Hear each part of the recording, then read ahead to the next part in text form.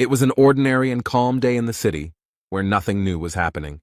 From the supermarket, surprisingly, it was filled with shoppers, and in the background, a television was playing the news. A guy takes a bag of chips from the shelf, but it looks like it's defective, and the news says the sky is covered in dust and smog due to recent sandstorms. A little girl next to him says that he is a thief because he steals food that he hasn't even paid for yet, but he denies it. Suddenly, breaking news is broadcast on television that an earthquake has suddenly occurred in the vicinity, but since it was not very strong, there were no casualties. And then they add that this earthquake is starting to gain strength, so it is advisable to protect yourself. There's still something being said on TV, but no one is watching it anymore because something much more interesting is happening outside. Suddenly the ground shook violently and rose up, as if something unusual had crawled out of it. In this place, as if from under the ground, a very strange and tall tower rises at a dizzying speed. All this is very frightening for people. No one understands what is happening here, especially a frightened little child. The whole store is shaking. People around are asking if everything is okay, if no one was hurt. The guy picks up the child and protects her from falling.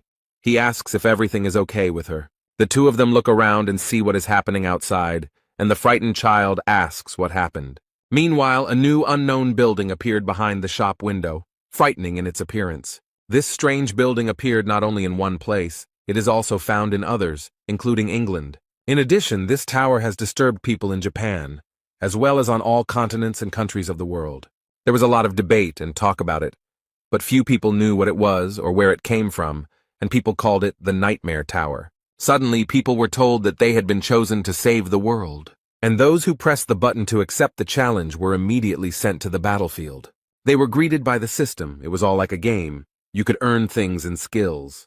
But everyone quickly realized that this was not a game at all, and that everything was happening for real. Very quickly, this tower made itself known and caused unspeakable horror among all people. It happened one day when people were actively working around her.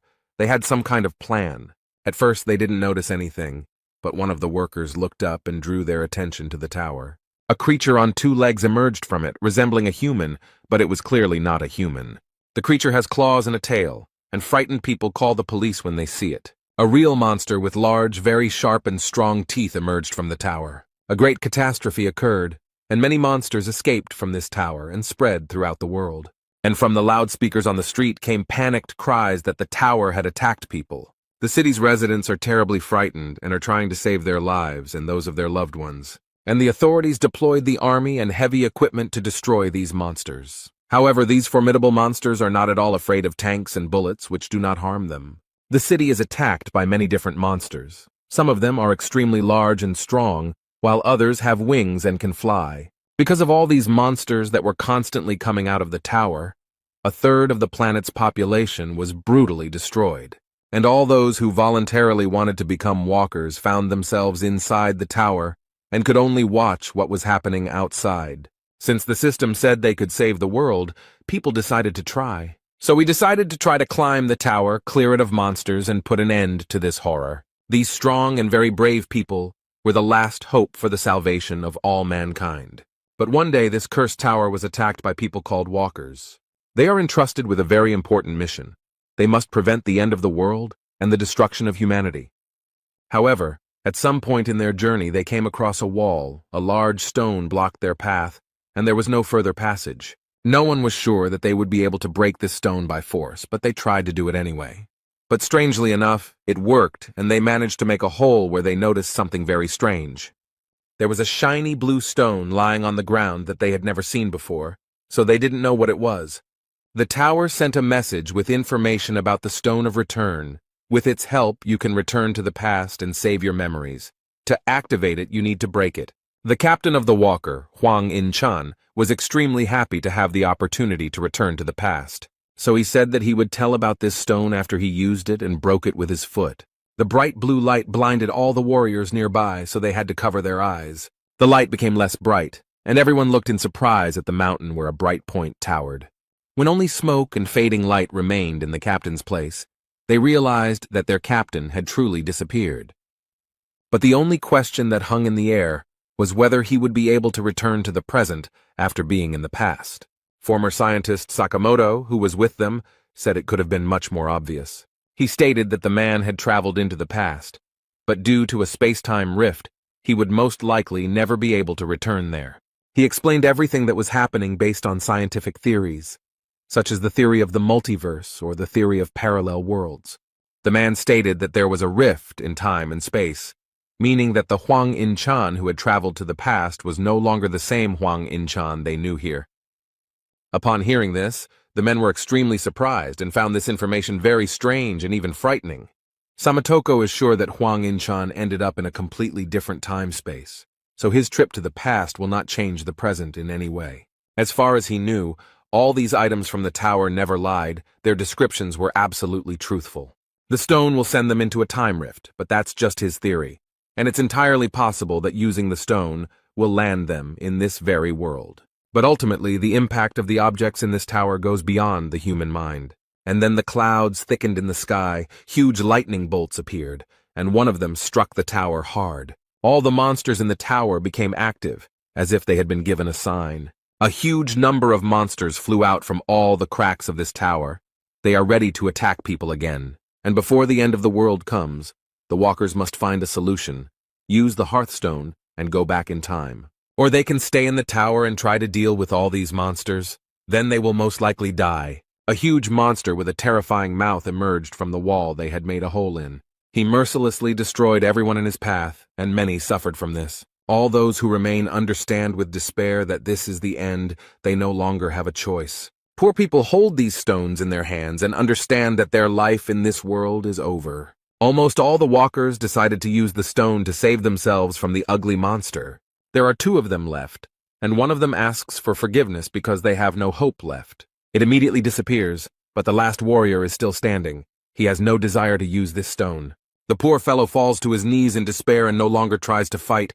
He has lost all hope. With his hands down and in deep despair, he stands before a mad and ruthless monster. Suddenly, out of nowhere, a very brave man appears, confident that he can handle all this. He delivers a series of quick blows to the monster and releases a green liquid from it and its tentacles. Everything happened very quickly, and the boy cannot believe what happened. This young man looked at the poor thing and smiled sweetly.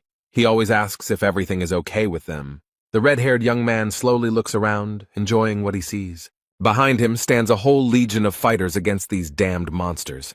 They ask if everyone was saved. The boy looks at his saviors with tears in his eyes, and the man thanks him for standing firm until the end and not running away. It was these people who did not use the Stone of Return who were humanity's hope for salvation. The head of this legion stood proudly among his brothers and urged them to move forward. These are the warriors who bear the responsibility for the fate of human existence. They are called Seize the Day. They are all defeated, their weapons are broken, and the one who remains alive is completely exhausted and wounded. The guy lies there exhausted, finding it difficult to understand at what point everything went wrong as they had planned. Although no one wanted it, many of their brothers died in battle in this tower. These monsters are extremely strong and always different, and it is difficult to immediately understand how to defeat them. The boy steps on the creature and worries about his friend who is planning something dangerous. Jae Hwan attacks the monster from behind while it is distracted by his brother. He gathered all his strength into a fist and swung his weapon to destroy this monster. On the other hand, his friend attacked her and also made every effort to destroy this evil. With their combined efforts, these guys finally managed to destroy this monster. They dealt it a crushing blow. And after they did that, the body of this monster simply turned to dust. Yun Hwan said that fortunately there were no casualties, and that those who were injured would recover quickly after rest. It seems that this tower gave them the ability to heal wounds quickly and painlessly. With such success, they have every chance of reaching the top floor of this ill-fated tower. The guys are smiling happily, and Jae Hwan noticed something interesting from the side, so he got a little distracted. He saw the dragon suppression sword. It was imbued with the energy of the sun and moon. It was forged by the master of the 85th floor in 1,000 days to kill the dragon. The warrior picked it up and admired the beauty and power of the sword. The boy was glad that a stronger weapon had appeared. Jae Hwan looks at the blade with a smile on his face and hopes that they can still reach the top floor. But now, looking back, he realizes that he actually thought that everything was going for the best and in their favor. Now they reached the 98th floor. This is the Purgatory Chamber. Here they met the strongest monster of all they had seen before. Their extremely durable weapons were almost completely destroyed. It looks like the monster simply melted them, and their legion seized the moment was almost completely destroyed. The poor guys couldn't survive this battle.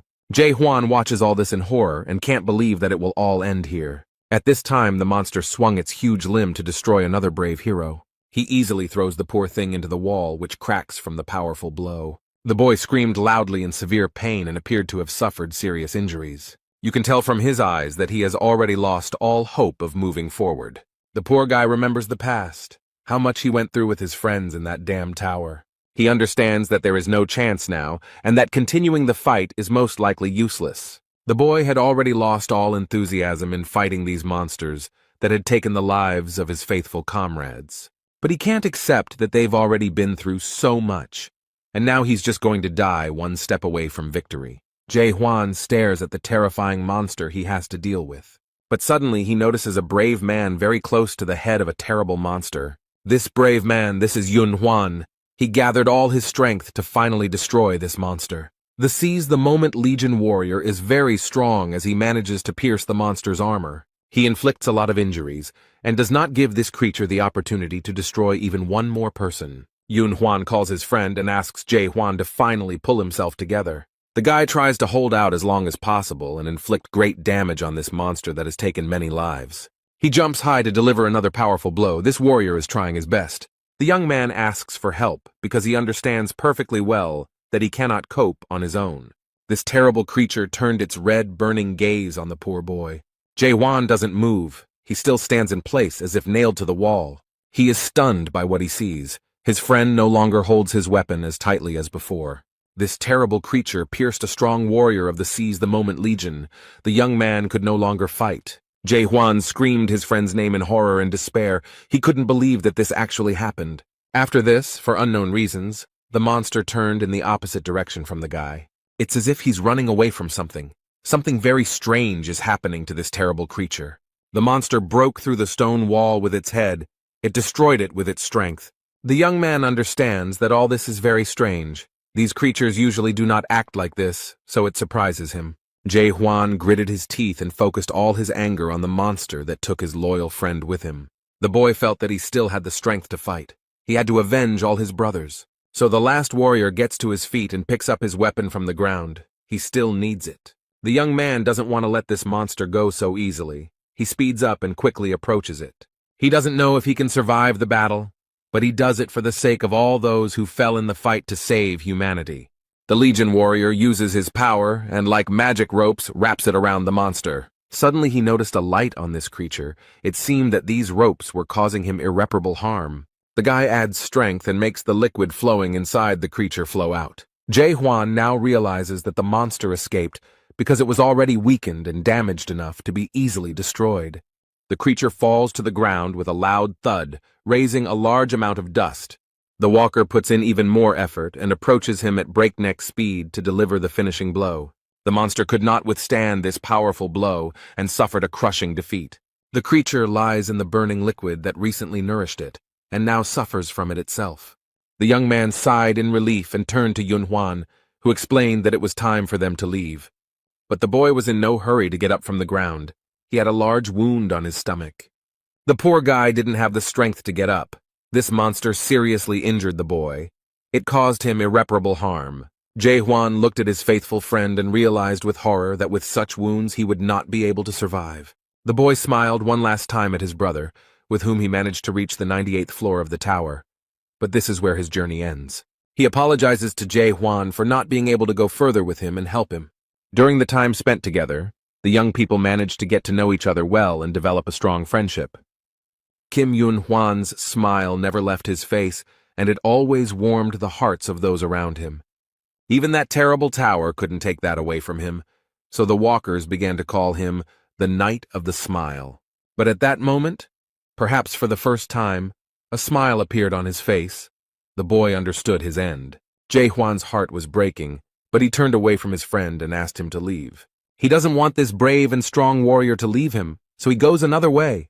The young man looks down and walks away from Yun-hwan with a heavy burden on his heart, leaving behind only the memories of his sincere and kind smile. The guy stood up with difficulty. He knew that his friend had noticed everything and clearly understood what needed to be done. This stone was in too bad a condition to be used, and Jae Hwan realized this. The young man can barely move. He climbs the steps with difficulty and thinks about his friend. In fact, Jae Hwan turned out to be much stronger than he previously thought. The guy reached his goal and sat down to gather his courage and do what he had to do. He thought that it was Jae Hwan who gave him the confidence that reaching the summit was indeed possible. Yun Hwan gave this world his last smile. He is sincerely glad that his friend stayed here and will be able to finish his work. Then he pushed off the floor with his foot slightly, and what was supposed to happen happened. He disappeared from this world, and now his smile will not be able to warm the heart as before. Jae Hwan will miss him very much. This guy made this world at least a little kinder and better. He will miss Yun Hwan very much and will try to go all the way to the end for him. And his friend will continue to live in the boy's memories until he himself dies. But now he has no time to grieve for his friend. He needs to move on. He must continue on his way because now the fate of all mankind is his responsibility. The young man opened the door to the next level, and a bright blue light shone from there. It took Jae Hwan's eyes a few minutes to adjust to the bright light and figure out where he was. And the next moment, the young man realized that he would now have to fight on a snowy plain. A cold wind immediately blew on him. The boy's clothes were completely unsuitable for such weather. The Seize the Day Legion warrior didn't have to wait long for a new opponent to appear. It all happened so quickly that Jae Hwan barely managed to dodge the icy blows. However, he is not an easy prey, as he managed to get here and overcome various difficulties. Suddenly a very strong and cold wind arose, which almost knocked the young man off his feet. The dragon with a huge mouth slyly asks if his new victim has already surrendered. The boy's hand was covered in ice. Apparently, this creature still managed to harm the young man. But that doesn't stop him. Jae Hwan confidently declared that he will never give up, and the ice dragon took his words as a challenge and struck on the spot. The walker hid from this terrible creature to buy time and try to do something with his hand. The dragon tried his best to find his opponent. Apparently, people don't come here often. The boy sits quietly in his hiding place. He can't let this creature find him any sooner than necessary. This monster has been sitting here for 10 years. He uses some kind of potion to heal his injured arm, the monster's blows causing him great pain. At level 98, Jae Hwan had faced many difficult challenges, but what awaited him here was far more difficult than what he had already experienced. The boss of the 99th floor of this cursed tower is the ice dragon Velhisus. He inspires fear with his strength. The breath of this dragon from the Forgotten Lands is difficult to withstand, even if you have a high level of cold resistance. The young man understood that if it weren't for the weapons and supplies of the dead walkers, he would have no chance of winning. On the 85th floor, he received the dragon suppression sword, and from Yun Hwan, the ice demon armor. The boy sadly bowed his head and remembered his faithful friends, for whom he came here. He gently touched the Fire King's bracelet and remembered from whom he received this artifact. This is from Han Xiel. He suffered so many losses, lost so many friends because of these damn monsters. He was extremely sorry that such wonderful people had to die such a horrible death. An image of a beautiful girl with a warm and gentle look appeared before his eyes. He regrets that he was not stronger and could not save her from death. She did not deserve it. No one deserves it. He remembers with horror how Han Xiel died, unable to survive a fight with another monster, and Jae Hwan couldn't save her or prevent her death, and it breaks his heart. The young man remembered another incident when he was sitting at the table and calmly drinking tea. The man asked him if he wanted to try again, and the young man replied without hesitation that he definitely wanted to do so. Then the warrior boldly and confidently declared that he believed that this time he would definitely succeed. The Atopos blacksmith, whose name was Jae, looked at the young man with interest and was glad that Jae Hwan did not give up. Atopos City was the last one to be recaptured after defeating the 50th floor boss, Alniminus. People did not lose hope. Even when wounded or dead walkers were brought in every day, the priests founded a rescue squad to save wounded soldiers. In this city, blacksmiths worked to ensure that warriors had weapons and armor so that they could fight to save humanity. The guy thought for a moment and decided to note with sadness that Jae now seemed special to him, since he is the last blacksmith of Atopos. But the man asks not to remind him of this. However, he added that Jae Hwan was the only person he worked so hard for, and noted that weapons from the lower floors were no longer being returned. Jae explained that he had little ore left, although there was a lot of it a few months ago. The guy understood that this was to be expected, because there were almost no living people left in the village. He has lost track of time and doesn't even know what year it is. There have been more than 10 tremors since the tower was built. And at some point, people stopped coming to the first floor. It became completely empty. With sadness in his voice, Jae Hwan stated that, in his opinion, humanity had been destroyed after all. The last blacksmith in town looked down sadly and continued his work. Apparently, he too realized that the boy was right. He asked the warrior if he had studied the tower well and if he had noticed anything strange there, other than the fact that the tower always remained the same. This made the young man think, and he still remembered some rather strange things. He noticed something where the wall had been broken and where the return stones had been found. There he saw a very strange inscription, which read, "A tower within a tower, a nightmare within a nightmare." He assumed it might be a message from the people, but he had no idea what it might mean. Koval said that 2 days ago Grandma Kylene disappeared, and this information scared him. Time stops in this tower, so if someone disappears from it, there are 2 reasons for this. The first option is that a person used the stone of return and found himself in the past. Or there is another, no less terrible option, that the one who disappeared jumped from the tower. Halen from Halen's potion and Jay from Jay's workshop were among the few remaining walkers. The blacksmith tries not to show that he is sad or worried about her. But Jae Hwan understands that underneath this mountain of muscles, this strong man hides a gentle heart. Suddenly the boy asks his blacksmith friend to teach him blacksmithing. The man's hand trembled when he heard such a bold request from this young man. Jae didn't answer, apparently needing more time to think about the request. And Jae Hwan waited patiently for an answer. He sincerely wanted to master this difficult task. A seize-the-day Legion warrior emerges from his hiding place, ready to continue the fight. The dragon reported that since the tower was built, no one had climbed to the 99th floor alone. The ice dragon Velhesis declared that he recognized in this boy an amazing person, but the young man did not want his skill to be recognized by some monster.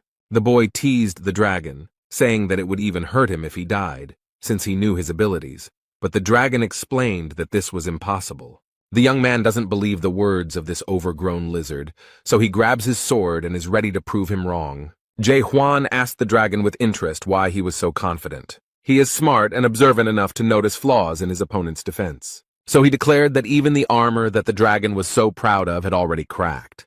The arrogance of this young man greatly irritated the overgrown ice lizard.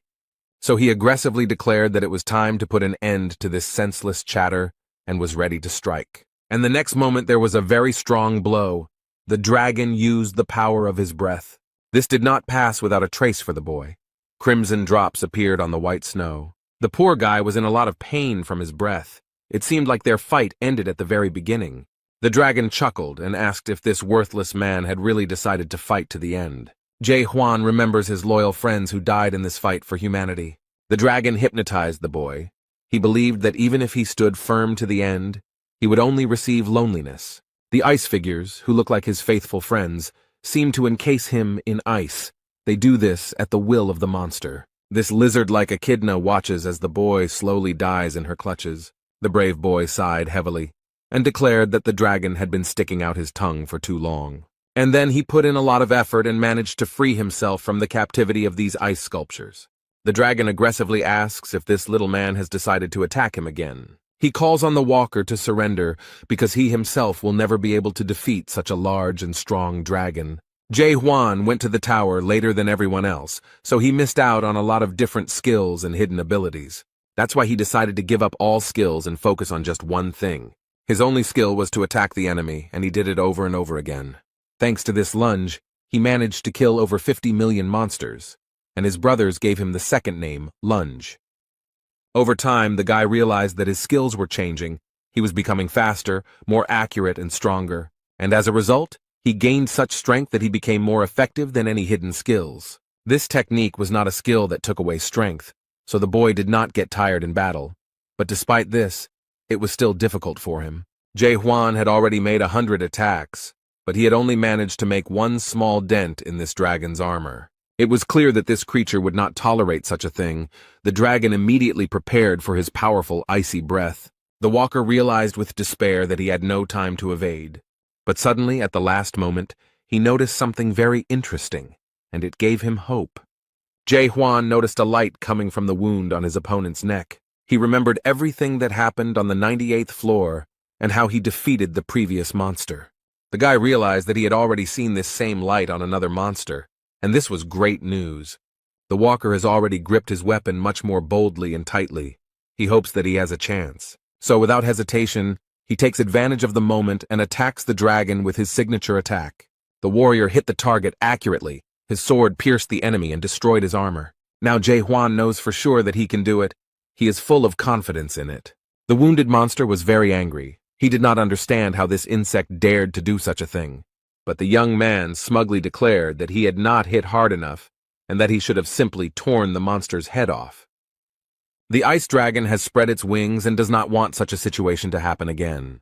He stood tall and declared menacingly that this time he would wipe him off the face of the earth. And without thinking twice, the dragon used his icy breath to destroy his offender. The poor guy barely had time to dodge all the attacks. If even one had hit him, he would not have survived. This is a very difficult test for Jae-hwan. He barely dodges. The boy is surprised that this monster can make such powerful attacks. With great disappointment, he realized that there was no chance of winning. The dragon has cornered him, and he won't be able to defeat this creature. But the monster looks pitiful, its jaw hanging open after being wounded. He explains that if at least 10 pedestrians had come here, they would have dealt with him. And he added that if people had not been deceived by the Dream Demon Stone, everything would have been completely different. The boy doesn't understand what stone the dragon is talking about, so he asks him what he means. However, it is clear that he will not explain anything, but will immediately attack the guy. Jae-hwan does not wait for his death peacefully, but runs away from this dragon. This monster just watches as the guy who maimed him simply disappears. He has reached the door through which he came here. This will be his salvation. The warrior left this floor and closed the door tightly behind him to make sure that this creature would not appear here now. He understands perfectly well that he was a millimeter away from falling. If the claws of this monster had reached him, he would not have survived. Jae-hwan remembers the dragon's words about the Dream Demon Stone, but he can't understand what he was talking about. What kind of stone was it? How did it deceive everyone, and what could have been different? Many questions immediately arose. The warrior was glad that he managed to get out of there alive, but he still returned after 5 years. This time he was much stronger and better prepared for this fight, because he already knew what awaited him. The system bombarded him with various messages congratulating him on completing a new level. This time he managed to destroy this monster, so the guy received many congratulations on reaching the 99th floor. Jae-hwan looked at what was left of his opponent and asked what the Dragon Dreamstone was. This creature answered with the last of its strength that it knew the answer to its question without him. But he added mysteriously that he would understand everything when he found himself on the top floor. As a reward for completing the level, the young man received a new weapon, the Ice Dragon Sword.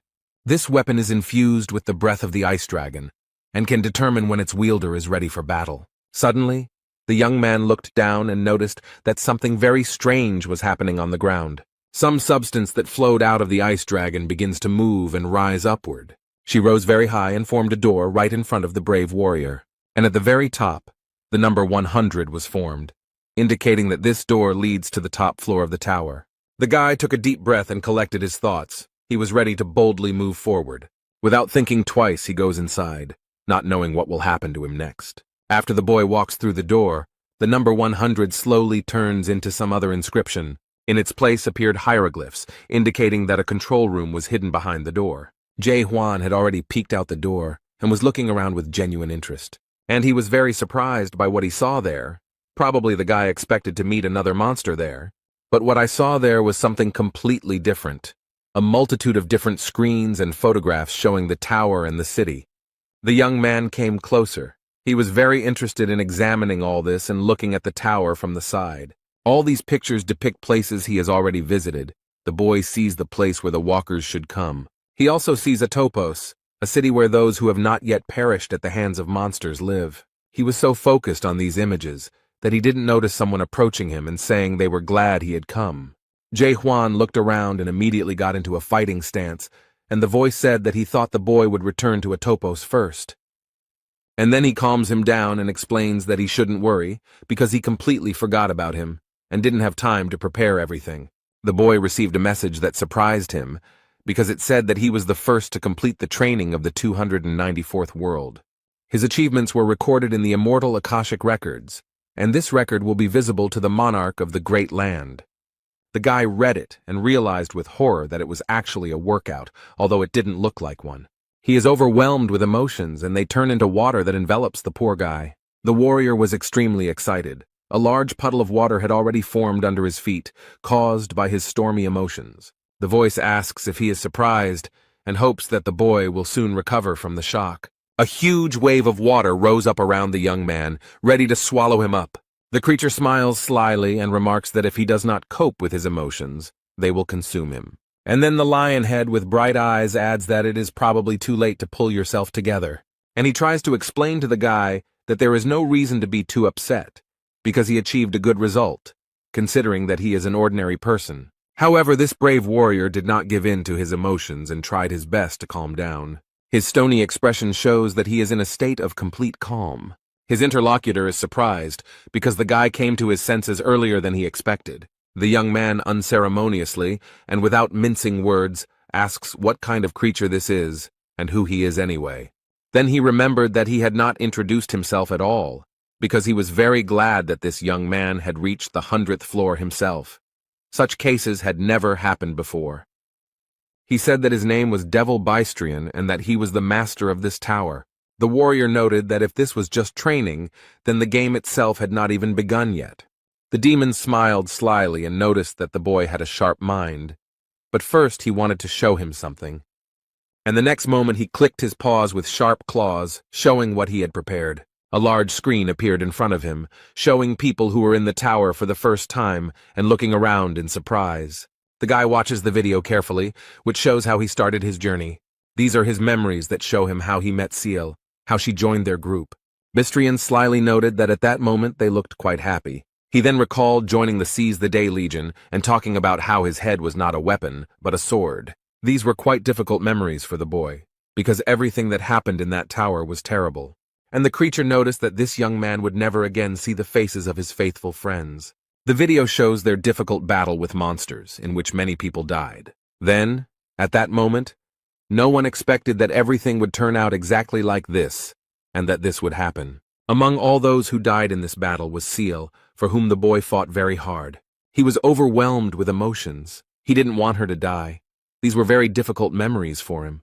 And after that, he was shown a video of the death of his faithful friend, and the demon noted that it was a very touching story. He asks the young man how he feels and whether he has tears of anger or disappointment, and suddenly adds that she can give him a second chance, but the guy looks angry, not hopeful. The creature smiles ominously and explains that the boy will have the opportunity to play the game again.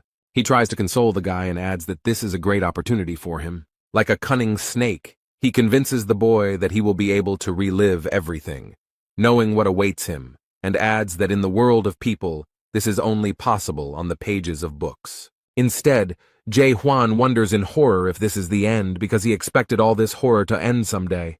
He doesn't understand. Wasn't he supposed to save the world after taking over the tower? Or was he really being deceived this whole time? Now the warrior understands that in reality humanity had no chance to save itself and survive. All this time they have been trying hard and very persistently to do everything in their power. All this time, people continued to try to capture the tower, dying one after another. All this was for the sake of saving humanity. They all firmly believed in it. They were convinced of it. And only now the boy understands that all this was just a false hope for salvation. The young man is under the power of this demon. He does not think long before answering his offer. The guy very confidently and loudly answered that he would never return to the past. This answer from this, as it seemed to him, pitifully worthy man somewhat surprised the owner of the tower. But suddenly he began to bare his sharp teeth and mock this young man with a grin. And this laughter turned into a loud and crazy laughter that filled the entire room. In fact, he was very amused by the boy's idea that he could go back in time. So he decided to explain one very important thing to this brave warrior. The demon stated that no object or artifact could send him back in time, and there was nothing powerful enough to turn back time. But Huang doesn't understand how this can be true since he himself saw the stone of return. And immediately after these words he understands what the ice dragon meant. The dragon's words echoed in his head, saying that people had been deceived by the dream demon stone. The guy remembers this stone and the description that the system gave him, and with horror he realizes that it was a lie. The creature explained that it was not actually a return stone, but the dream demon stone. He is not able to return a person to the past. he simply locks him in demonic dreams. Bystrian explained that he could not even imagine that people would want to go back to the past and fix it so much. The demon then added with great sarcasm that only humans are subject to such obsession. Jae Hwan, with great sadness and memories of the people who used this stone, noted that this is true. When they had managed to resolve all these issues, the demon announced that the real game could now begin. But she explains that this is not a return to the past, but a start of this game from the very beginning. The boy was asked if he wanted to start the game, and to the demon's great surprise, he refused to play. Jae Hwan didn't think twice because he knew full well that this was just a clever manipulation. The brave warrior explained that thanks to the master of the Tower of Horrors, he understood a lot. A new report has emerged that the Tower of Terror, also known as the Tower of Regret, is created by a dream demon and is placing walkers in artificially created dreams. The young man explained that he had already been in the dream demon's dream and would not return there again. And that is why the boy grabbed the weapon and boldly declared that he would kill the owner of this tower. He did not believe in the cunning and insidious plan of this monster. The warrior was going to kill him and leave. The creature took a deep breath and explained that there was nowhere else to go. This was the end of the tower, although the boy stated that he didn't trust anyone anymore. The demon asks if he is really that bothered by the existence of fake items and achievements. But the boy does not listen to what this creature is trying to tell him, and immediately strikes. This creature is left without a head, but this does not stop it from continuing to speak. The demon, thanks to his powers, tries to turn his head and asks what the warrior wants. He can give him skills or artifacts, whatever he wants. In the end, the young man had come a long way and deserved a reward, but Huang replied that he did not need anything. Bystrian slyly asks if he wants to return to his previous normal life. The demon explains that he was a prisoner in the Tower of Horror's dream, and therefore no monsters exist in reality. Huang doesn't understand how these monsters can't exist. The creature snapped its fingers and the boy saw ordinary life before he came here. People are chatting peacefully, preparing to go to the cinema and discussing films. The guy doesn't understand what's happening. How could this happen?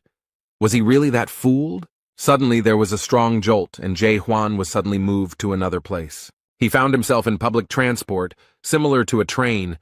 The guy was amazed by everything that was happening here. In reality, no one died, the earth did not turn into a desert, and most of humanity did not disappear.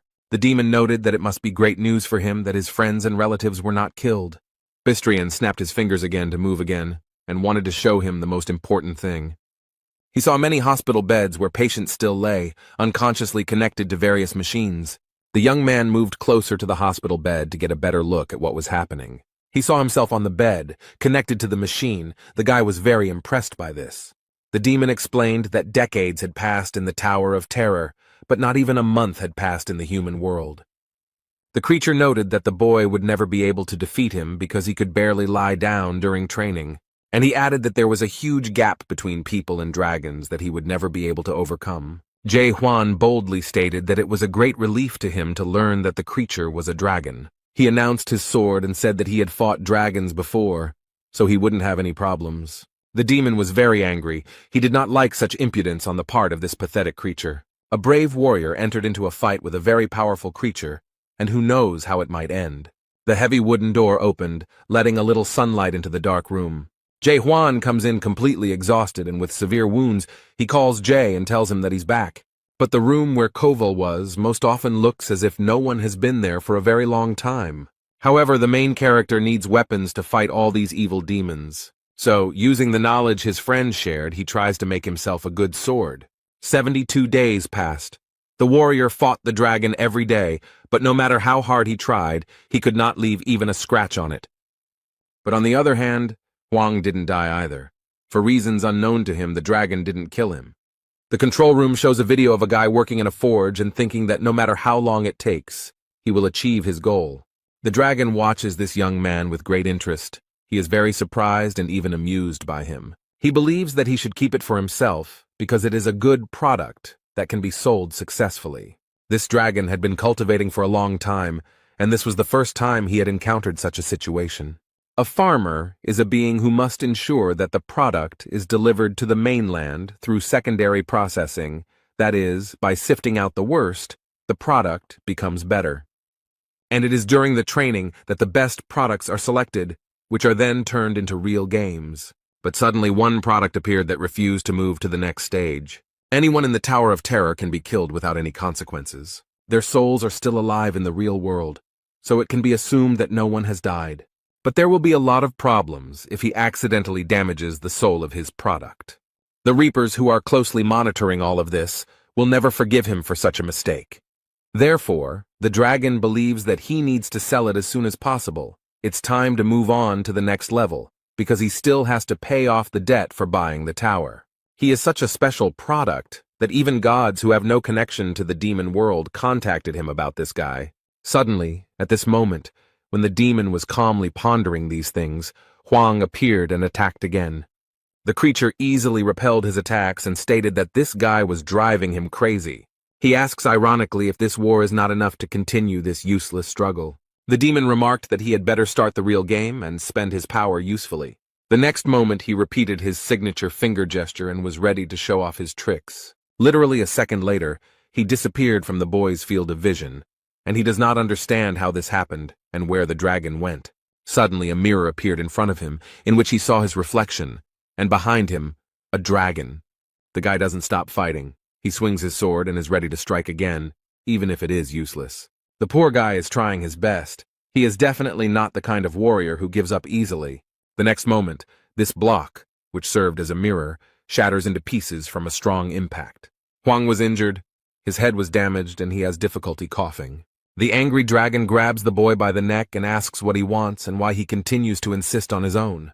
The guy explains that he will kill the dragon and move on, which even disappoints Bystrina a little, and he asks what he needs to do to make him agree to the game. Huang chuckled. He saw that the creature was already on the verge of fainting, and quietly praised himself for being able to hold out for so long, and explained that he wanted to ask for something. The dragon is already sitting calmly and explaining to the boy that the universe does not consist of only one dimension, but he calmly replied that he knew about it, and added that he also knew about parallel incarnations and the multiverse.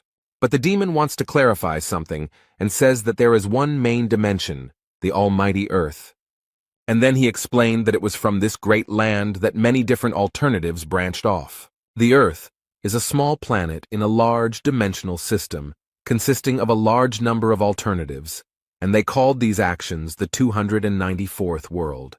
In the Tower of Terror, walkers can gain skills, obtain various items, and level up. In this way, they will be able to adapt to the structure of the mainland and thus have a chance to enter another world. And various evil demons like him have the ability to control this game. But the guy doesn't understand at all why he's doing this, why the demon needs it. The dragon noted that it was a good question, but he didn't think it was something he really cared about. Bystrian snapped his fingers in his usual gesture, and it seemed like the tricks were about to start again. But they find themselves in a ruined city and ask a question that really interests the guy. So he wants to explain why, out of all the alternate worlds, the Tower of Terror ended up on Earth. The dragon asked if this was not what interested the young man most, why he and his family were forced to face this, and then he gave a very short and quick answer that their world was chosen at random. But this guy said that he was asking about something completely different. He was interested in why he was running this tower. The demon was very surprised, and the young man continued to ask what benefit this tower would bring him. His interlocutor thought for a moment and explained that it was something like his passion or even hobby. And then I realized that this guy didn't seem to really believe his own words and didn't understand that demons also have hobbies. He then explained that among them, there are those who simply enjoy watching outstanding walkers, and there is also a place called Paradise where monsters and demons live alongside humans. And to make his point completely convincing, he showed the bishop's message, which said that the boy should not be killed. And then he smiles slyly and asks if he believes him now. Huang didn't answer, he just watched because he thought it was all complete nonsense. The walker found himself on the 99th floor, where he had already defeated the ice dragon and received a message that he had reached the maximum level of 100 and all his stats were at maximum. The guy was in terrible condition. He was badly injured, so he drank a potion to recover. He looks at this message with terrible despair and realizes that he now has no purpose. But he still can't tame this monster, the master of the Tower of Horrors, although he really wants to do it. The warrior lay down on the cold ground in despair, wondering what to do next and how to understand what is real and what is not. Jae-hwan ponders whether humanity can truly be destroyed and how he will know. Perhaps everything in this world is destroyed, but some alternative version continues to live peacefully. And at that moment, the boy felt something very strange. He had never experienced anything like it before. This alarmed him, and Hwang thought that something very strange had happened inside. And then his attention was drawn to some very strange yellow light, which was definitely not there before. Bright yellow substances began to appear in the air, and the main character even thought that perhaps it was a hallucination. Jae-hwan hesitated a little, but still tried to touch the strange things in the air. As he examined the substance, he squeezed it in his fist and it seemed to crumble into small particles. These small particles were first shaped into Zycra cubes and then immediately crushed. The guy believes that these particles are the components of the world, and it doesn't matter what shape they have. Then he remembered the bishop's inscription that the demon had shown him, and he began to gradually understand what was happening. The warrior frowned and realized that he was just entertainment for the stronger life forms in this universe. Suddenly, a demon appears in front of him, and the boy asks who the monarch is and if he is the one in charge. And he tried to explain briefly and clearly that monarchs are observers of a large country. Those who manage to complete the game are sent to the mainland and receive the support of the monarch. Jae-hwan didn't quite understand what this meant, so he asked again to get a more precise explanation. The dragon stated that the boy's future could change dramatically depending on the monarch chosen. And then he promised that if the boy obeyed him, Bistrian would use all his strength to help him get to the great monarch. But the demon noted that this would only happen if the young man agreed to play the entire game to the end. Jae-hwan noticed that the creature now spoke like an annoying store clerk, and the next moment the guy agrees to join the game, but will do so only after 10 days. 9 days have passed, and the boy is still training with the sword to be in top shape before the game. The demon sits calmly in his control room and watches all the actions of the young man. But he is looking forward to it. There is very little time left, and he remembers that he bought this tower because he was deceived. These memories made him angry because he remembered how false they were. He was told that the tower had been built by the Lord himself, and that it was so old that its value could hardly be overestimated, so it would definitely be a good buy. But he regrets that there is no function to voluntarily exit the game while keeping all your achievements. And now he himself is trapped in the tower, unable to exit the game because Hwang refuses to move on to the next level. He sat there in despair for so long and had already resigned himself to his unhappy fate. But finally, all this will end tomorrow when Hwang starts the real game. The warrior received a message asking if he wanted to return to World 294 without losing his memory and start the game. The dragon is looking forward to the moment when the guy confirms the application.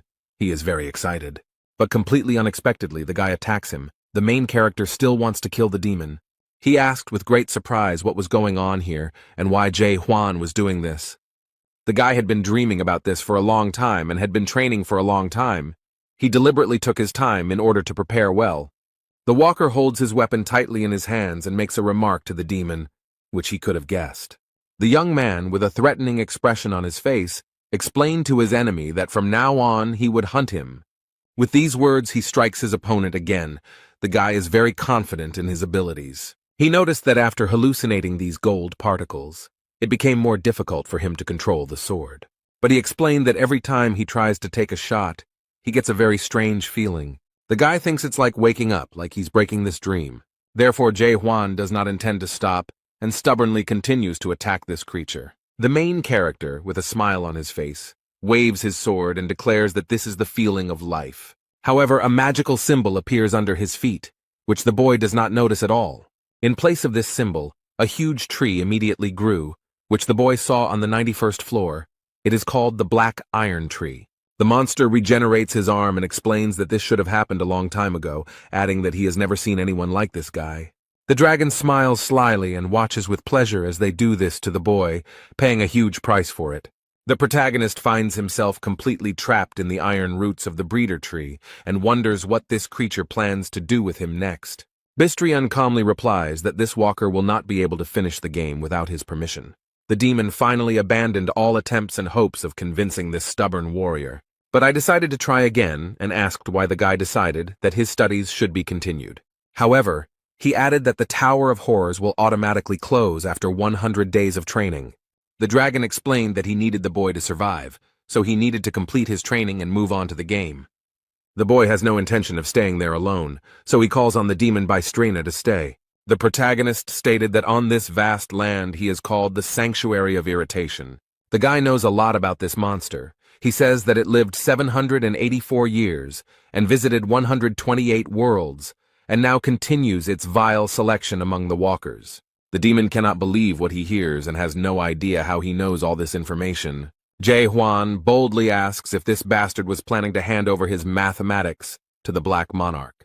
The monster asks in surprise where he knows all this from. How can he know all this?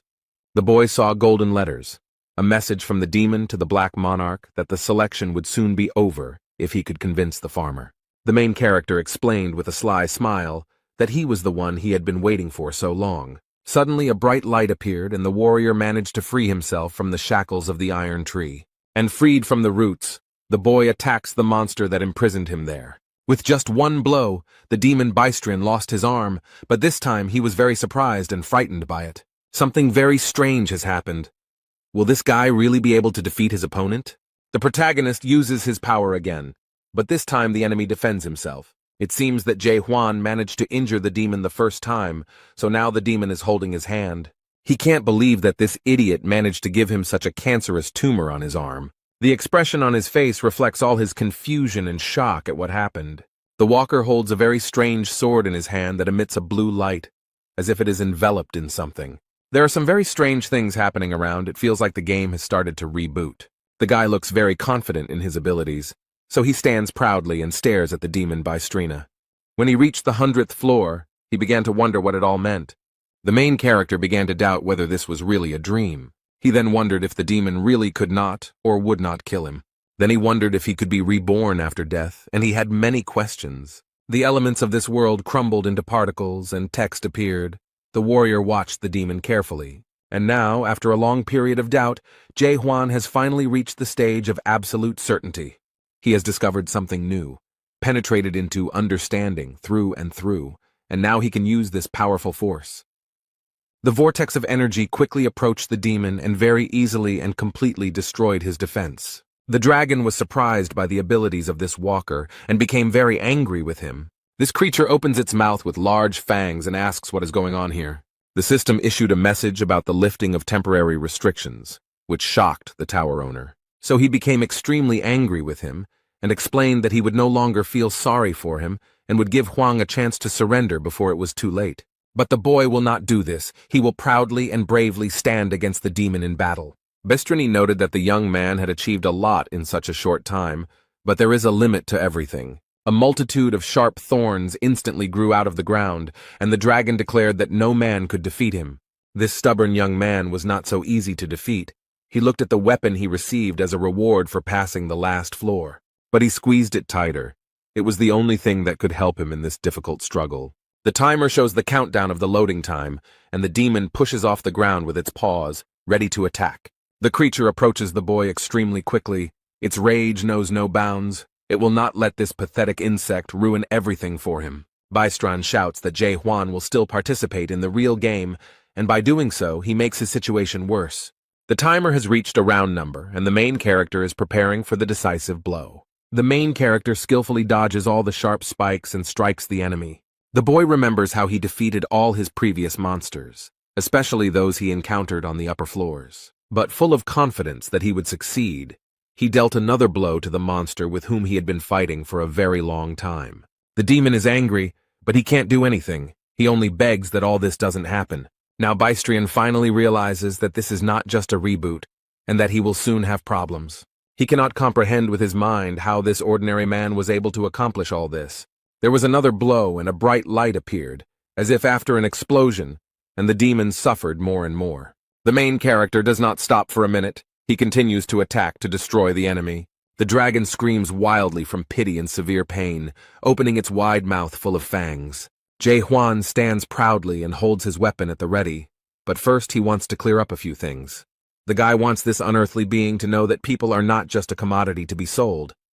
But he added that they were not so useless that they could be digitized in some game at the behest of some demon. People were not things that could be given a price tag. Bystrian turned into a small creature. Hwang poked him with his sword and explained that he would no longer obey his plan. The main character raised his head and knows perfectly well what he wants to do next. He has already thought everything through. So he says that he will completely destroy this place and move on. He will rise higher and higher. Jae-hwan confidently declared that he would destroy this terrible world, and there was not a hint of doubt in his voice. The guy is confident that he can destroy the world created by these scoundrels. Suddenly the ceiling began to crack.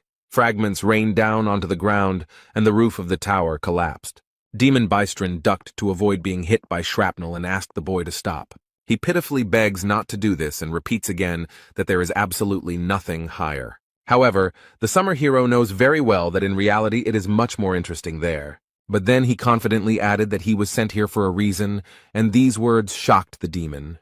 The guy remembers that on many floors he came across strange inscriptions on the walls, and they interested him. He read about the Tree of Illusion on the walls, and wondered if the Tower of Horrors was actually created by the demon sitting at the top of this tree.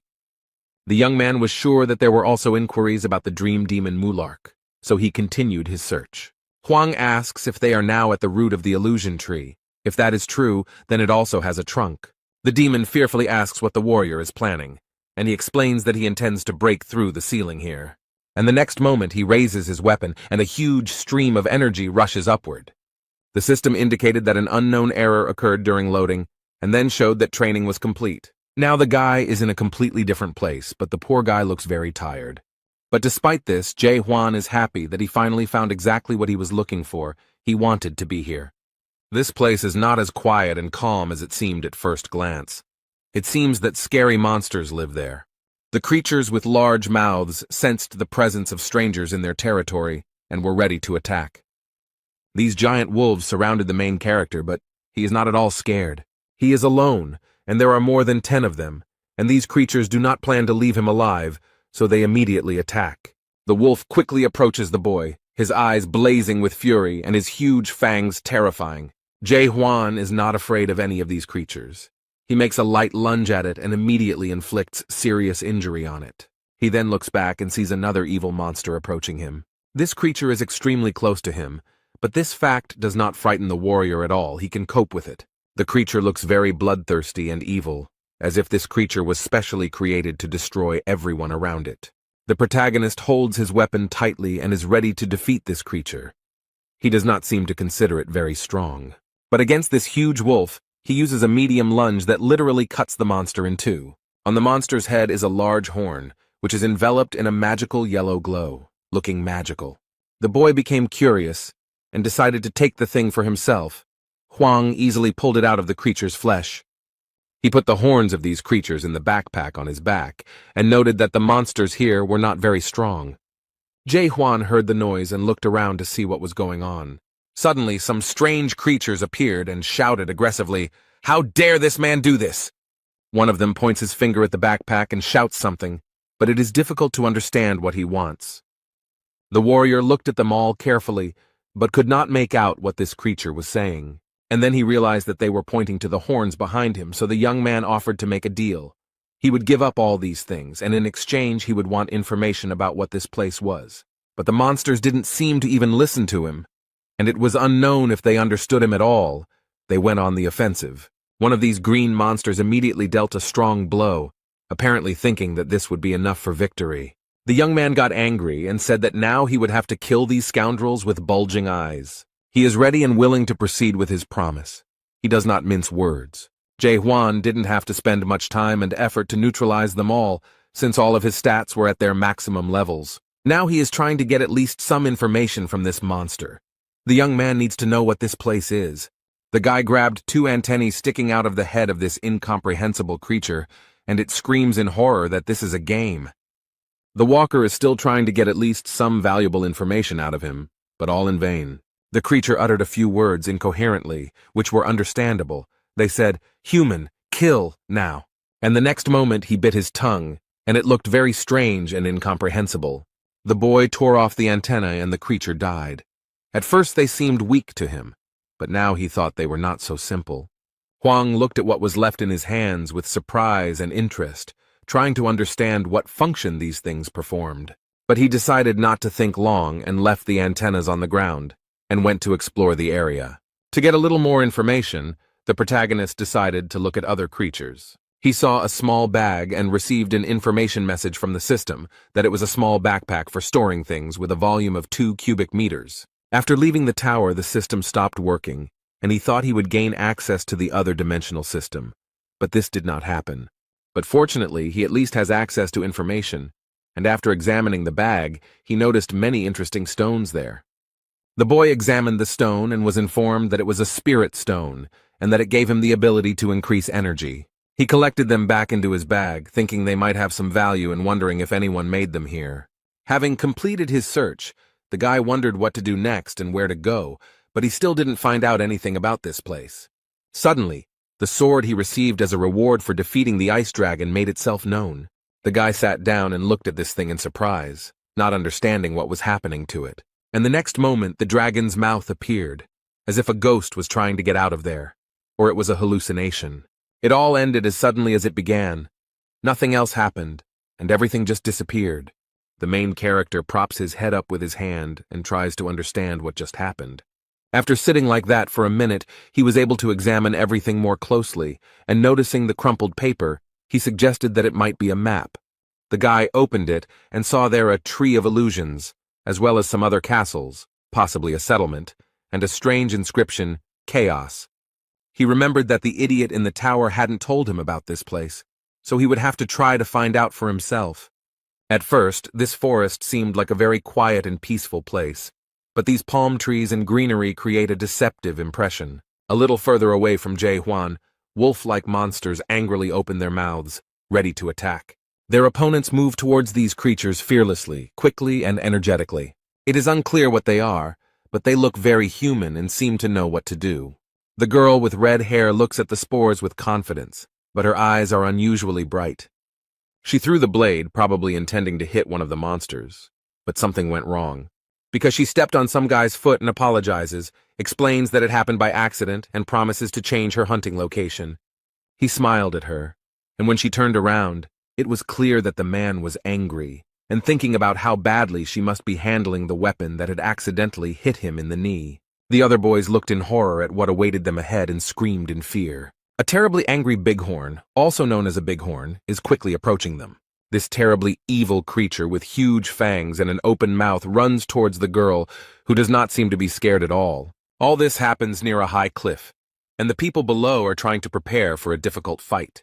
Hwang watches them from above and comes to the conclusion that this girl looks much stronger than the others, but they don't seem to be very friendly. At this rate, they'll all just die. I wonder how they even got out of the tower with those skills. The man has gathered his strength and is ready to join the battle. He uses his skill, Breath of the Fire King. The girl screams that she will help him and immediately hits him hard on the cheek. She then smiles cheerfully and apologizes again, although this time the guy calls her a whore. The red-haired girl noted that it was very rude to call her that, because she just wanted to help.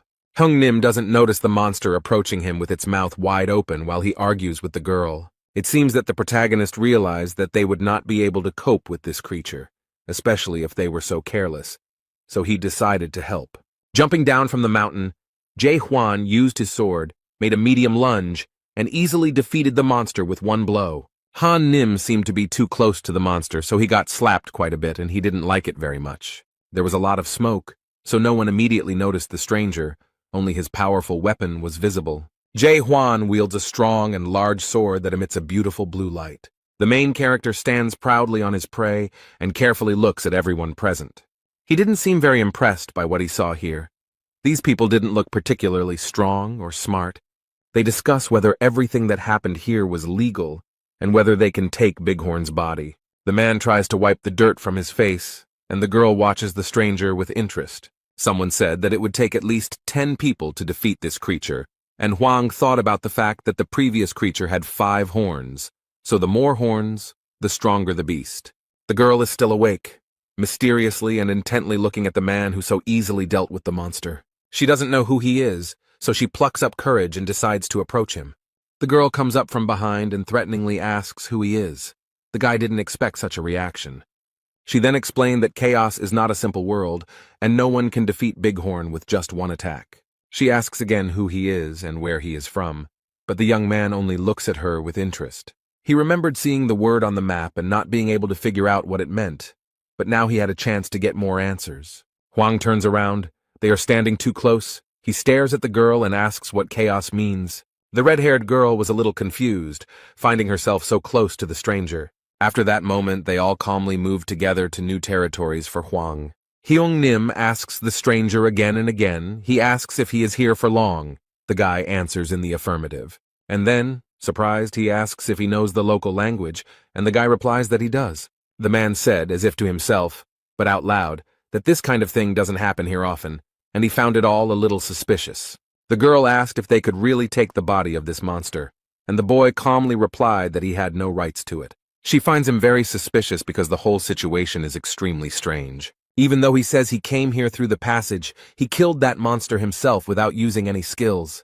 The girl tried to use her abilities on him, but the system gave her an error and indicated that the skill could not be used. She was a little surprised that even her strength couldn't help her stop this guy somehow. The system noted that verification was impossible, and the girl assumed that the guy was probably outside the system. She is very concerned about who this man is and why he came here, so she has several questions for him. So I decided to explain that chaos is not such a simple place, and no one can kill this monster with a simple attack. Then she bombarded the guy with questions, and he looked around with surprise and great interest. But of all these questions and explanations from the girl, only one word, chaos, interested the creator. However, this made the girl very angry, and she asked if he was serious or just joking. And then she decided that maybe he didn't understand what she was saying because she asked who he was. Was it really that hard for him to understand? But the main character explains that he understands everything perfectly and hears perfectly well what she asks him about. The boy remembers his life on Earth, his family and friends, and realizes that his whole life on Earth has lost its meaning after the appearance of the Great Tower. And then, during his life in the Tower of Terror, he made new friends and loved ones. He had many wonderful and very touching memories associated with these people, but after completing his studies, they disappeared like a mirage. All of these people are still alive somewhere on Earth, and he could retain all of their memories if he started the game over. But they won't remember him or their adventures, so this venture will most likely be useless, and they will have a hard time coping with the loss. The guy decided not to tell this whole long and complicated story, and decided to say that he simply didn't remember anything. The girl looked at the boy with affection and asked sympathetically if he really had amnesia, and then she aggressively asked if he really thought she would react that way, and if he could at least try to convince her that he had amnesia. The protagonist noted that he did not say that he had amnesia, and the girl was convinced that it was the same thing, but suddenly, someone asked if he was from the mighty abyss. Just as he was thinking about what they meant, his ice sword suddenly reminded him of itself. His weapon grew considerably larger and opened its dragon mouth as the boy rummaged through his bag. The girl looked at the sword in surprise and realized that this guy had a super weapon. So she comes to the conclusion that it's all about the super weapon and not its mighty power, while the guy is feeding the sword with iron blades.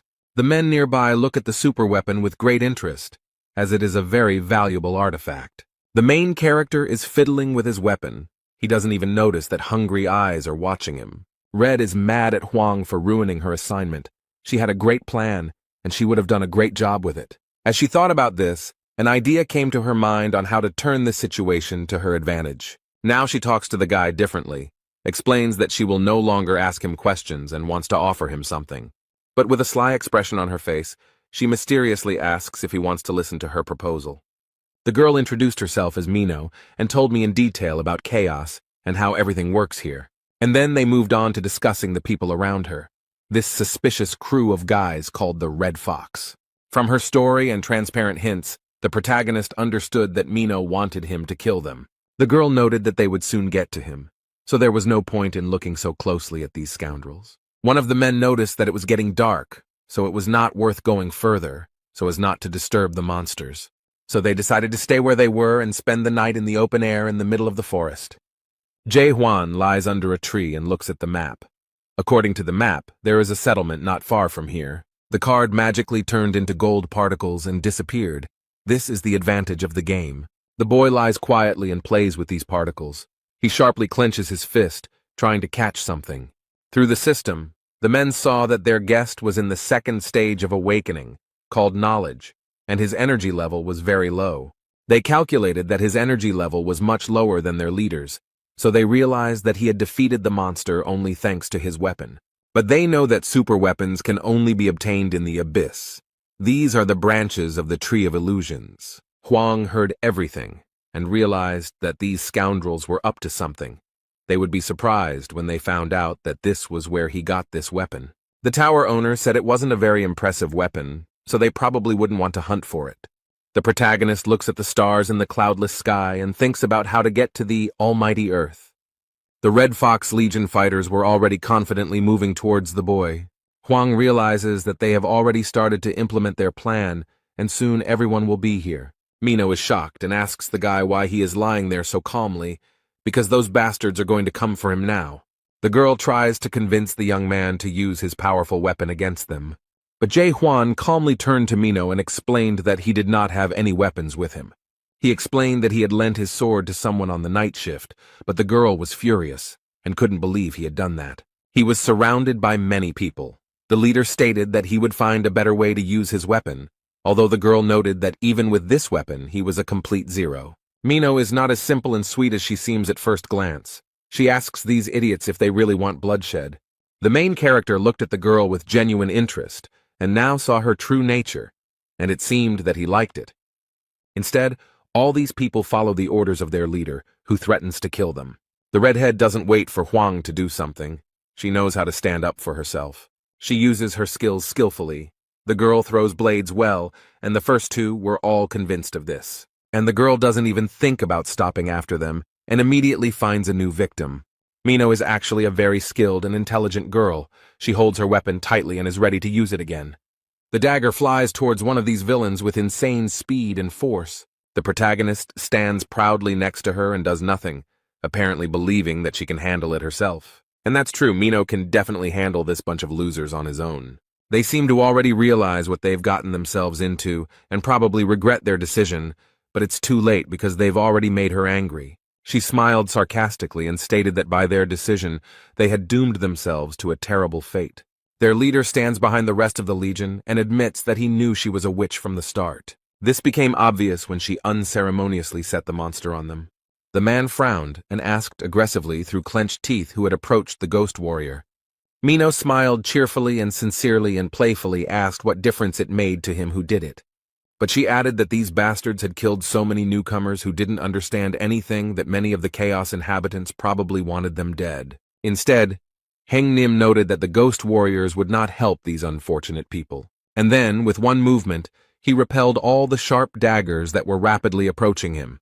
The man pulled out a weapon that belonged to Jae Hwan and threatened that this witch would die right there. Although it didn't particularly frighten her, Mino muttered hesitantly, was he really counting on just a super weapon? But the cunning man smiled slyly and explained that he had an ulterior motive.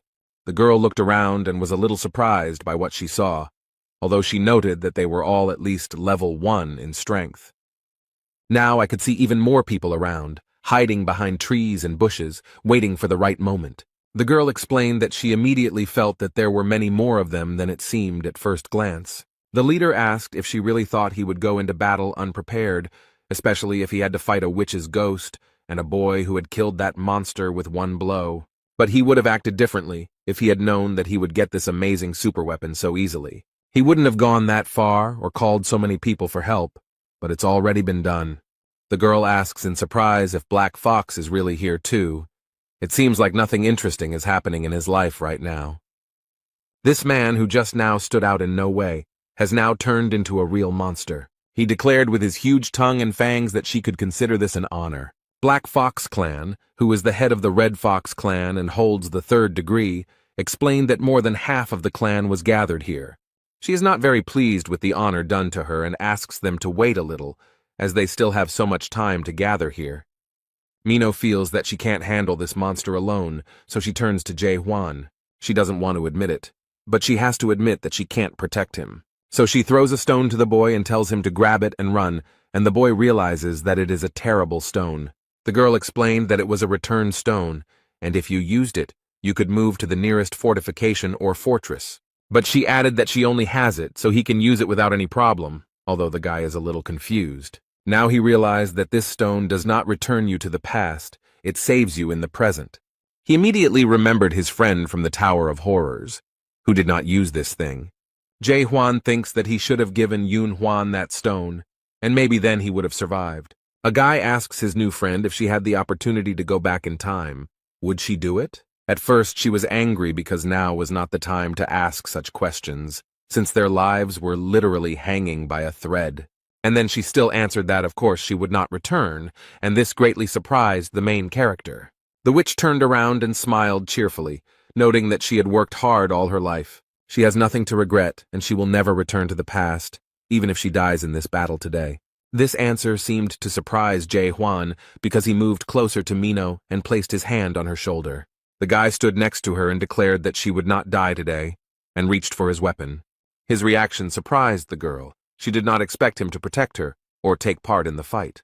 Without warning, he threw something to the ground, sending up a column of smoke and blue sparks. Jae Hwan uses his strength and easily deals with the attackers. The Black Fox shouted that he was using the Flame King's 14 transformations. After these words, the monster's hands caught fire, and the swords of his subordinates were engulfed in flames. The protagonist does not appear embarrassed or scared after what he saw. He has a plan, and he is preparing to use the lost spell to get rid of all these fools. The guy copes with all this evil without any problems. No one even has time to understand what happened. The protagonist came face to face with the strongest of them. He tried to wound him with a sword, but the monster held him back with his hand. But this did not stop him for long, as Hwang proved stronger and pierced his clawed hand. And as a result, the boy's weapon passed through the flesh of this monster, although Black Fox did not expect this. It turns out that Heng Nim remained alive, although the head of the Red Fox clan took up residence in his body. Jae Hwan looks back and stands proudly in front of the very scared man. The poor man, overcome with fear, fell on his knees and humbly handed over the weapon to its owner. The remaining members of this gang realized that after the death of their leader, they were powerless here, and quickly fled. Although the main character will not give them such joy, he holds the weapon firmly in his hands and is ready to take revenge. He uses a light lunge and effortlessly destroys anyone in his path. Mino is shocked and very scared. She cannot understand how this is even possible. She remembers how easily he gave up the monster's body, and then she thought he was just a fool. She felt like he didn't understand anything when he bragged about his super weapon. And when he said he just gave his gun to some stranger, she thought he was an idiot with no sense of self-preservation. But everything turned out completely differently. This stranger turned out to be very strong and cunning. When Hwang finished, he looked back and saw Mina with a very surprised expression on her face. She cannot understand who he is and why he came here, and asks him about it again. The guy is in no hurry to answer her questions directly. It seems he likes to maintain a sense of mystery.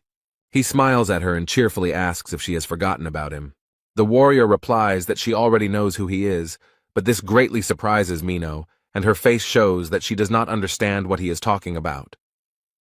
Hwang teases the girl by asking if she has memory problems. He thought he was the only one with such a problem, but this remark angered her. However, Mino decided not to discuss it further and asked him to return the stone to her, but he admitted that he had lost it. The poor thing is seething with rage and cannot believe that he could lose such a precious thing. They are sitting by the fire and relaxing after a very eventful evening.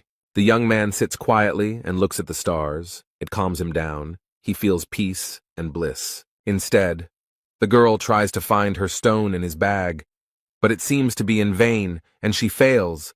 So she gets angry that all this is happening because of some stranger. The guy noticed that she already knew everything, so there was no need to ask him questions, but she didn't quite understand what he was talking about.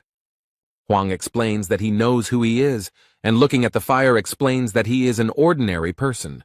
He then asks his interlocutor if she is human, and she reluctantly replies that she is almost human. Then the boy thought of something, clenched his fist tightly and replied that it was good. This seemed a little strange to her, so the girl wondered what he was thinking about now. And then, realizing that the guy wouldn't say anything else, she turned away and thought about something of her own. She wondered if it really was necessary to be just a human to become so strong and skilled. The girl asks if he has really forgotten everything that happened to him on Almighty Earth, and Hwang confirms that he does not remember anything.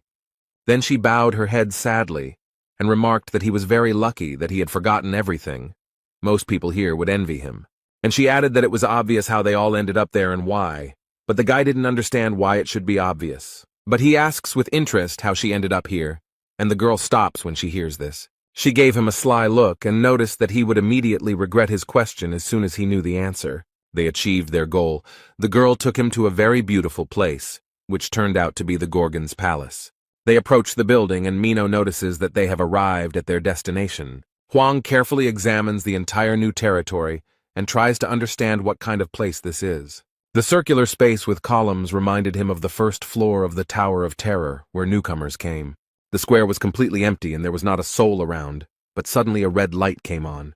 And then something very strange happened, which really scared the main character. He didn't expect it. He saw many people suffering, crying from pity or writhing in pain. These were the last seconds of their lives. Mino noticed that there were 1,000 times more of them this time and added, "Does he now understand how she got here?" But frowning, she added in a threatening voice that he should never ask her that question again. The poor people in the round square are still screaming and writhing in pain, and the girl, lowering her head, noticed that they were in chaos in the kingdom of the dead. If you die on the almighty earth, you will go to chaos. But if you die here, that's the end. The soul will turn into nutrients for the illusion tree. At this moment, men in white boots appear and rush to do their job. Their uniforms are white with gold trim, and the captain orders them to line up and escort. They rush to meet people who have just arrived. Their job is to welcome them. The captain wrapped one of the new arrivals in a warm blanket and noted that he looked very weak, which was probably the cause of his death. The captain's name is James, and he was called to point out the two waiting on board. He asks why the girl came through the north entrance, to which she replies that since they are acquainted, she would be glad if he let her in earlier. The captain apologizes, but things have changed, and now everyone who enters the fortress must have their documents checked. Mino looks back and asks if Huang has an older brother card, but the boy shakes his head, indicating that he doesn't have one. The girl understood everything, and looked at her new acquaintance with suspicion. She turned to James and tried to explain in a flattering manner that she had forgotten her ID. Then she handed him a bighorn horn and asked if this one would suit him. It worked. The captain picked up the phone and basically stated that he checked the paperwork and everything was fine. The man asks Huang to show him his documents, but he explains that he has no identification and asks what he should do. Mino looked at her friend and said that if he asked her for help, she would resolve this situation. Instead, James reiterated that entry into the fort without identification was strictly prohibited. Huang briefly replied that he understood them, and the girl looked at him in horror and asked what he was going to do. She thought he would kill all the guards to get inside. The girl knows that he is not quite normal, and seems to have some mental problems, but she doubts that he will ever get to this point. But this picture of him killing everyone appears very clearly before her eyes, like a terrible dream, so she thinks he's still capable of doing stupid things like that, and that scares her a lot. Mino tries to prevent this from happening, so he suddenly stands in front of the guy and tries to somehow convince James. Suddenly a voice comes from the fortress. Someone asks what is going on here. This really scares the man in uniform. The girl also realizes with horror that they are stuck and will now have serious problems. All the boys immediately lined up in a straight line and greeted the man in unison. He seems to be a respected and very serious figure in Gorgon's fortress if he is treated like that. Approaching them is the most famous checkpoint captain in Chaos, North Entrance Captain Carlton the Stubborn. He approaches James and asks him sharply what is going on, and James meekly tells him. The captain rubs his beard and thinks about what to do if this man wants to enter without permission. And then he categorically states that it is impossible. Huang asks why, but the man does not understand why he is asking this.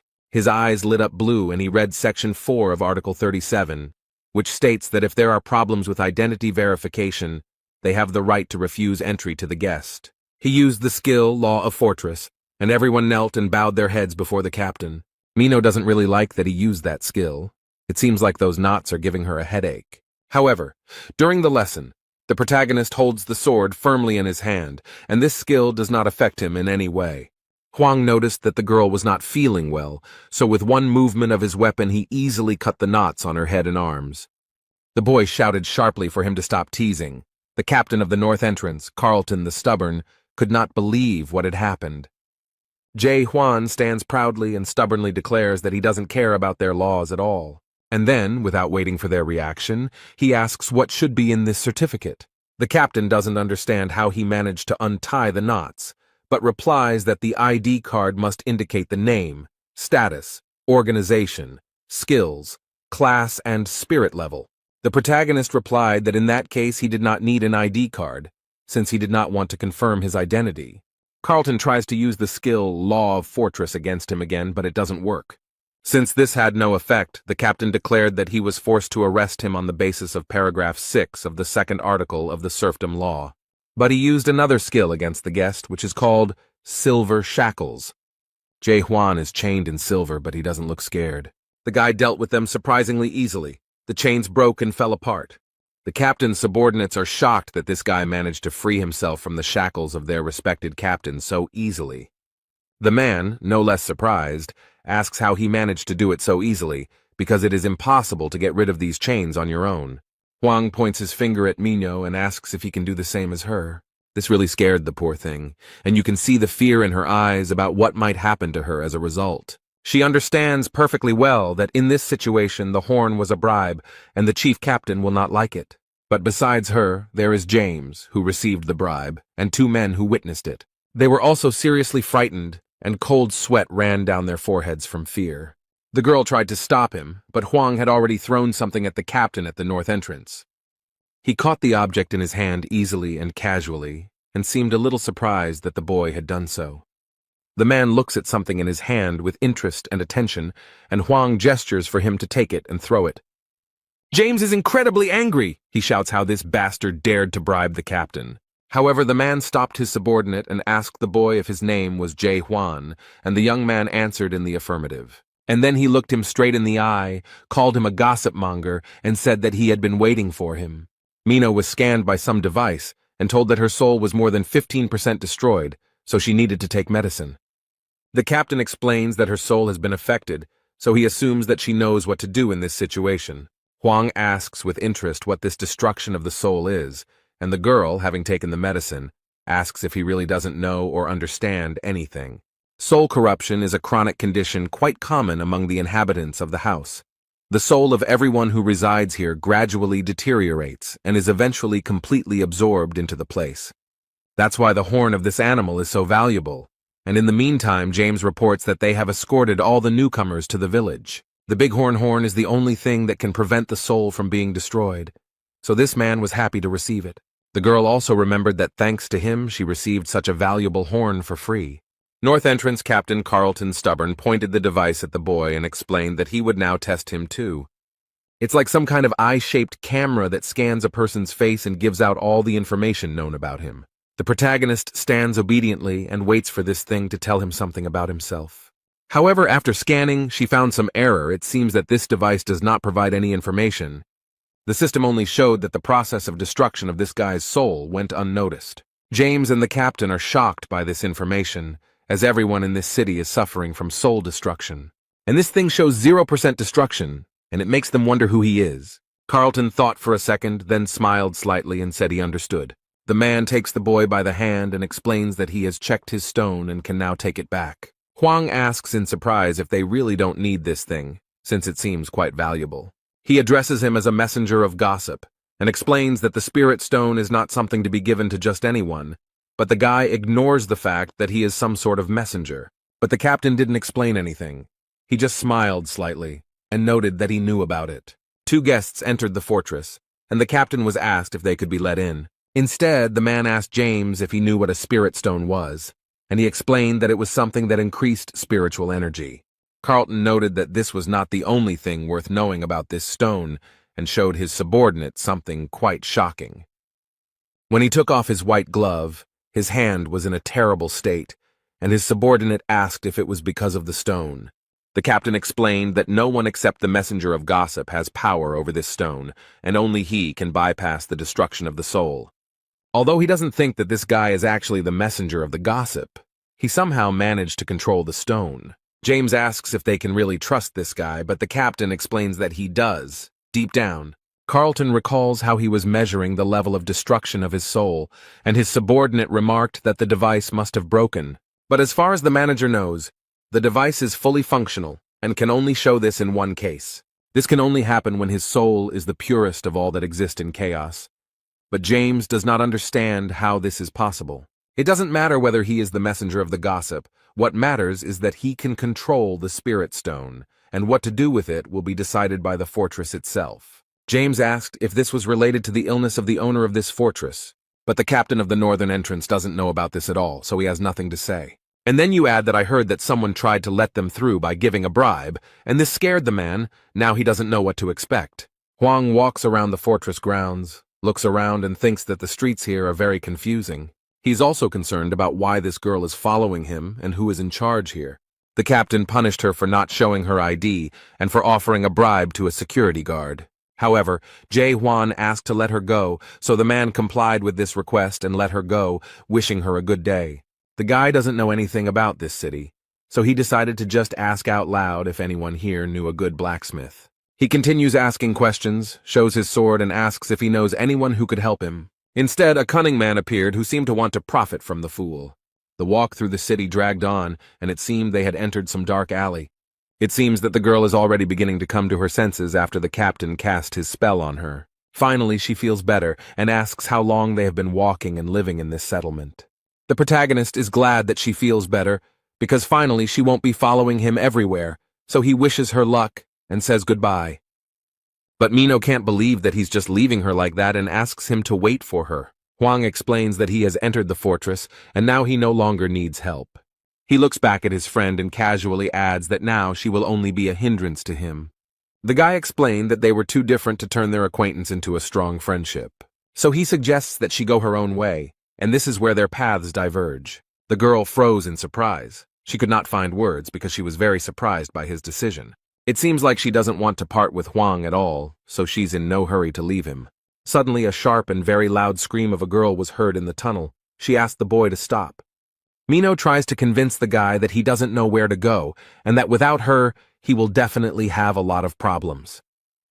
The young man explained that he could always ask passers-by, but the girl suggested that he ask her, since she knew everything here. Huang seemed to realize that she wouldn't be easy to get rid of, so he seemed to have resigned himself to having her as his companion. Since she had already insisted and said that she knew everything here, he explained that he needed a break now. The girl enthusiastically said that she knew where to find him and asked if she could take him there, to which the guy replied that it would be very appropriate. Suddenly, the guy reached for his bag and said that it looked like they had other things to do first. Now they have to settle some issues with people who are interested in the alien to these lands. They are blocked by guys with sly smiles and asked if he has that beautiful sword that has heat in it or something like that. Mino warns these fools to get out of the way if their lives matter, but the boys don't take her words seriously. She was called rude and warned to watch her swearing. The men explained that the youngest of them had reached adolescence and was highly sensitive to any rude behavior, but they threatened that if they want to get out of here alive, they must pay, so let them give up the sword. Huang calmly replies that he does not agree with their terms, and Mino is shocked by their youngest son. The robbers stand proudly and wait for the right moment to begin their reprisal against these two. But the girl is still under the impression of this overgrown man and claims that he cannot be the youngest and accuses them of lying. The Mountain of Muscles no longer waits for a command from his minions. He quickly approaches them. Approaching the girl, he swung his axe and declared that her rudeness would be punished. But suddenly a sword appeared right in front of her. It seemed that her new friend decided to save her. Huang took away both of the emotionally unstable man's arms in one motion. This shocked and frightened the other robbers, and they froze in their places for a second. The bushes fell at Huang's feet, and he noticed that everything here was very noisy, something he was not used to. The guy holds his weapon tightly at the ready. He knows perfectly well that this fight will not end here. Jae Hwan seems to be confident in his abilities and is not at all afraid of scammers who enjoy profiting from others. He stands with a cold gaze and a threatening voice, calling for them to come forward and begin the fight. Their youngest lies and whines in pain. He no longer poses any threat. The others scream in rage. How dare he raise his hand against their little brother? They are bombarded with threats and curses and promise that they will never forgive him for this. But everyone comes forward and shouts that they will show them what true friendship and support are. Instead, the protagonist stands calmly and waits for them to approach. He has no doubt that he will easily cope. It didn't last long.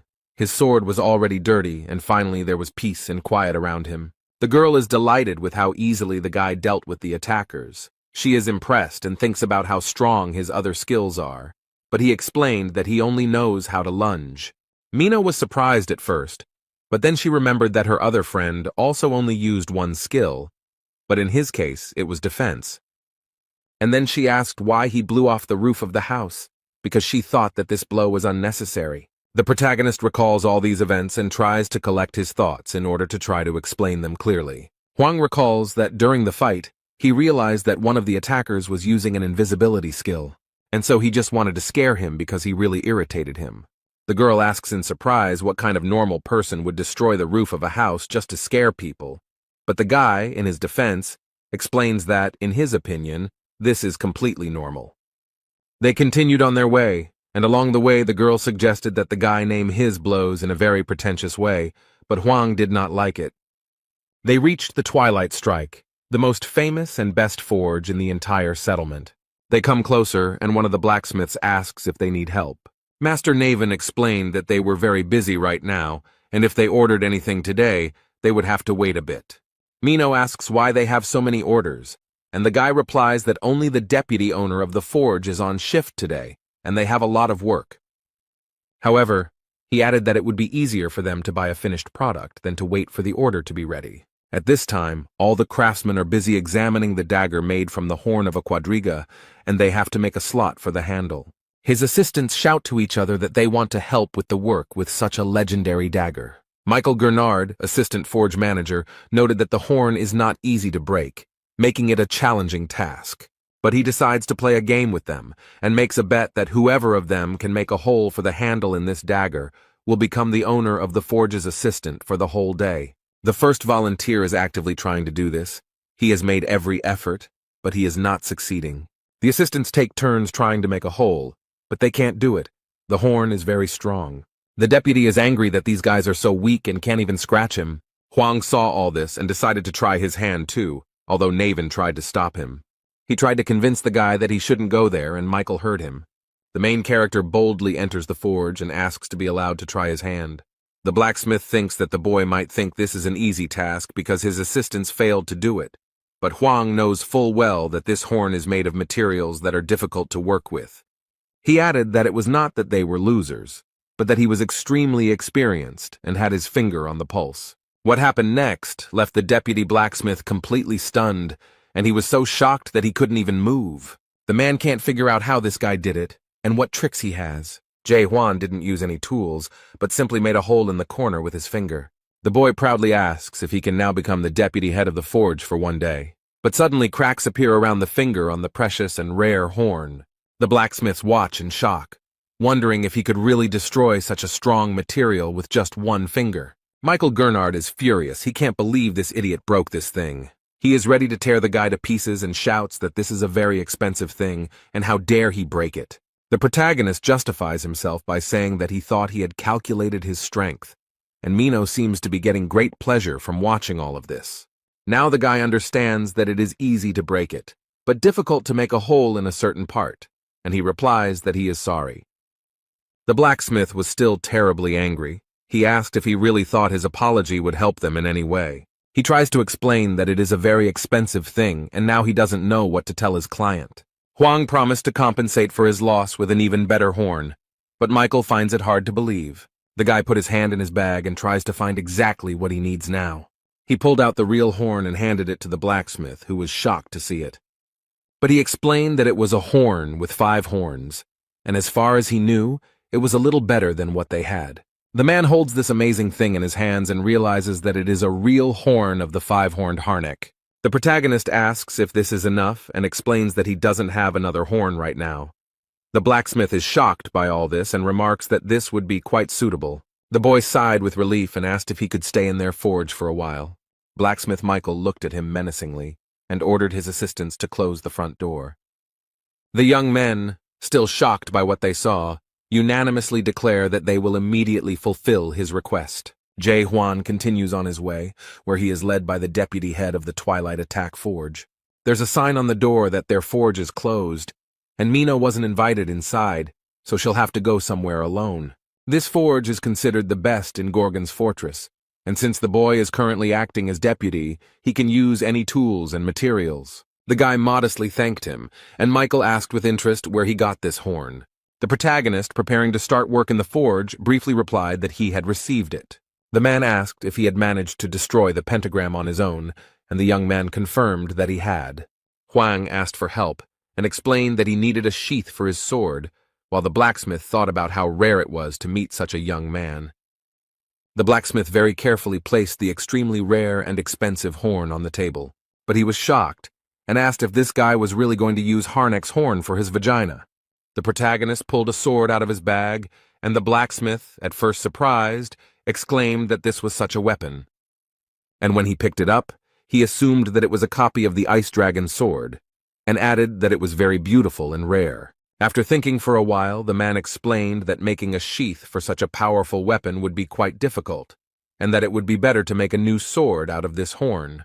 Suddenly, completely unexpectedly for Michael, the sword opened its mouth and swallowed the very precious and rare five-horned horn. This is the second time today that such a horn is destroyed before his eyes, and he justifies himself because he did not think it was a spiritual weapon.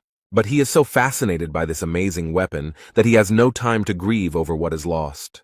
After looking around for a bit, he realized that this sword had evolved, and due to the great evolution, it was changing its shape, after which Huang had to give it a new name.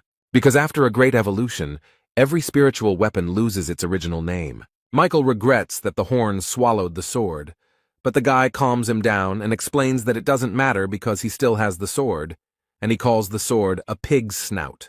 Not even a few minutes had passed when Cavalia took the horn in his hands again, and shocked, asked how this was possible. But the guy noticed that this monster had 5 horns and added that it was obvious. Having come to his senses a little, Koval asked how he could help, and the main character explained that he wanted to see how he worked on this material. He was ready to start work, and asked if his client had already thought about the form. Huang explained that since Michael is the best master here, he can solve this problem himself. He trusts him. The man is impressed by such trust and is ready to show everything he is capable of and do his job in the best possible way. The action takes place in the main building of this place, in the powerful and very beautiful Gorgon Fountain. There is a very calm atmosphere. The man is enjoying warm and aromatic tea.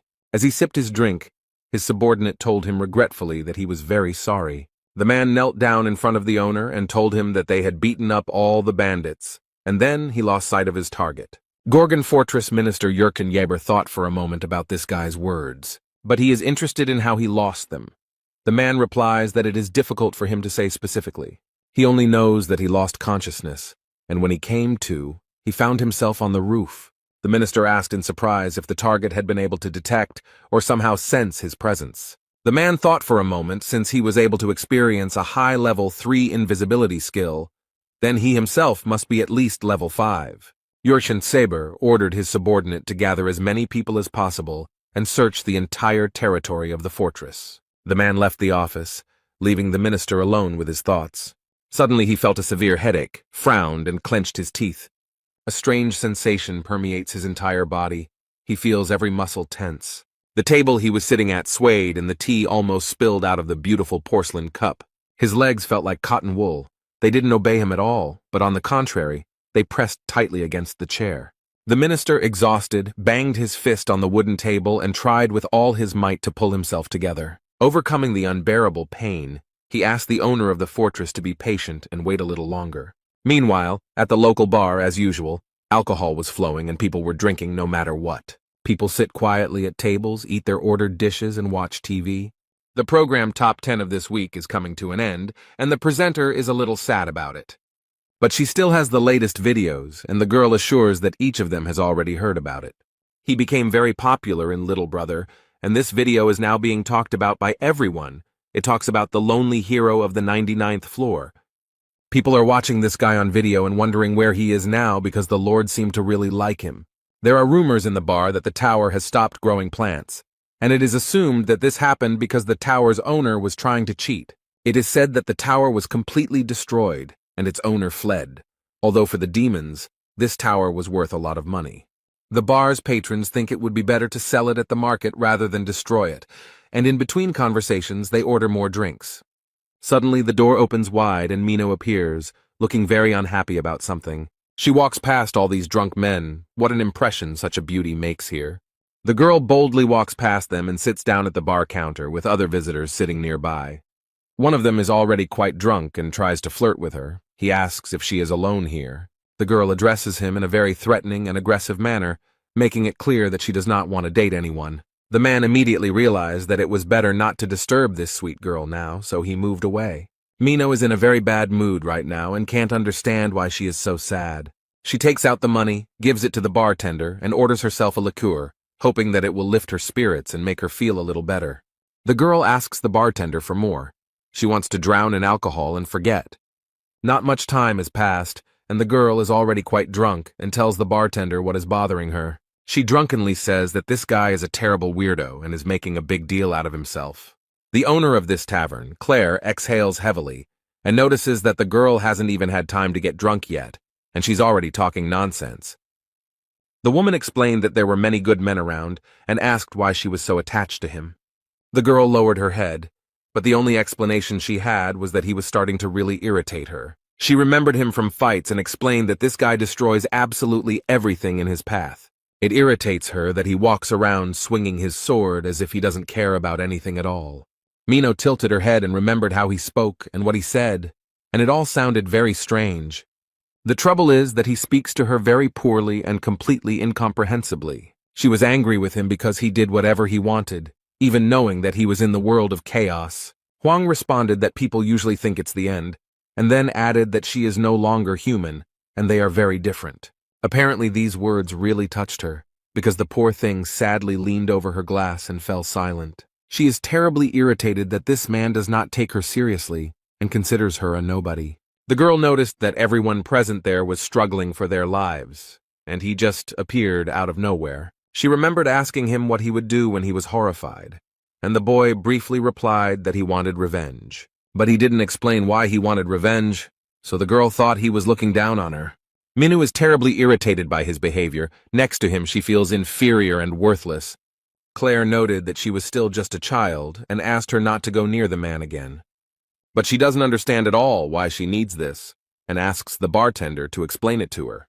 The woman looked at the girl with compassion and noted that if she stayed with him, she might die.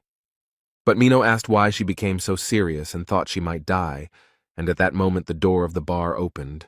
The golden glow stretched in a beautiful path from the very door to the red head. A golden messenger bird flew in and brought the girl an important letter with a seal. This letter from Captain Carlton Xavier is addressed to the terror of the dark forests of Mino. The girl wondered with surprise why he had written to her, and felt some anxiety as she unpacked the letter. As she read this letter, the girl heard someone behind her asking if she really was the witch who had carried out the massacre. Mino didn't think long, and drawing her blade, replied that it was okay to say that. But at that moment some man grabbed her hand and squeezed it tightly, and the poor thing had to drop the weapon. He explained that he didn't like such rudeness, but he didn't have time for explanations now, and said that she had to help him. Meanwhile in the forge, the men are trying to carry out their plans, but it seems that everything is not so simple. The blacksmith struck the horn, and it was immediately thrown back with great force. He had not expected this at all. Completely unexpectedly and as if out of nowhere, a huge monster appeared. It was that very pentagram. The man is terribly frightened. He cannot take lessons and asks where they can get his horn. The poor guy doesn't understand at all how to do this because the monster is huge and scary. The protagonist noticed this, lifted the man to his feet and asked him to pull himself together. Jae Hwan asked threateningly if he had forgotten that they were already halfway there, and he added that since this man promised to help, then let him fulfill his promise properly. All this happened because the blacksmith persistently tried to break the horn with his tools. But for a long time he couldn't do anything. He was very tired and said that this was too high-level material for him. Huang covered his eyes with his hand and explained that the situation was unequal, noting that the first stage of rebirth is the stage of doubt, which can destroy the essence of the world. The second stage of rebirth is the stage of understanding, that is, the ability to recognize and accept the destroyed world.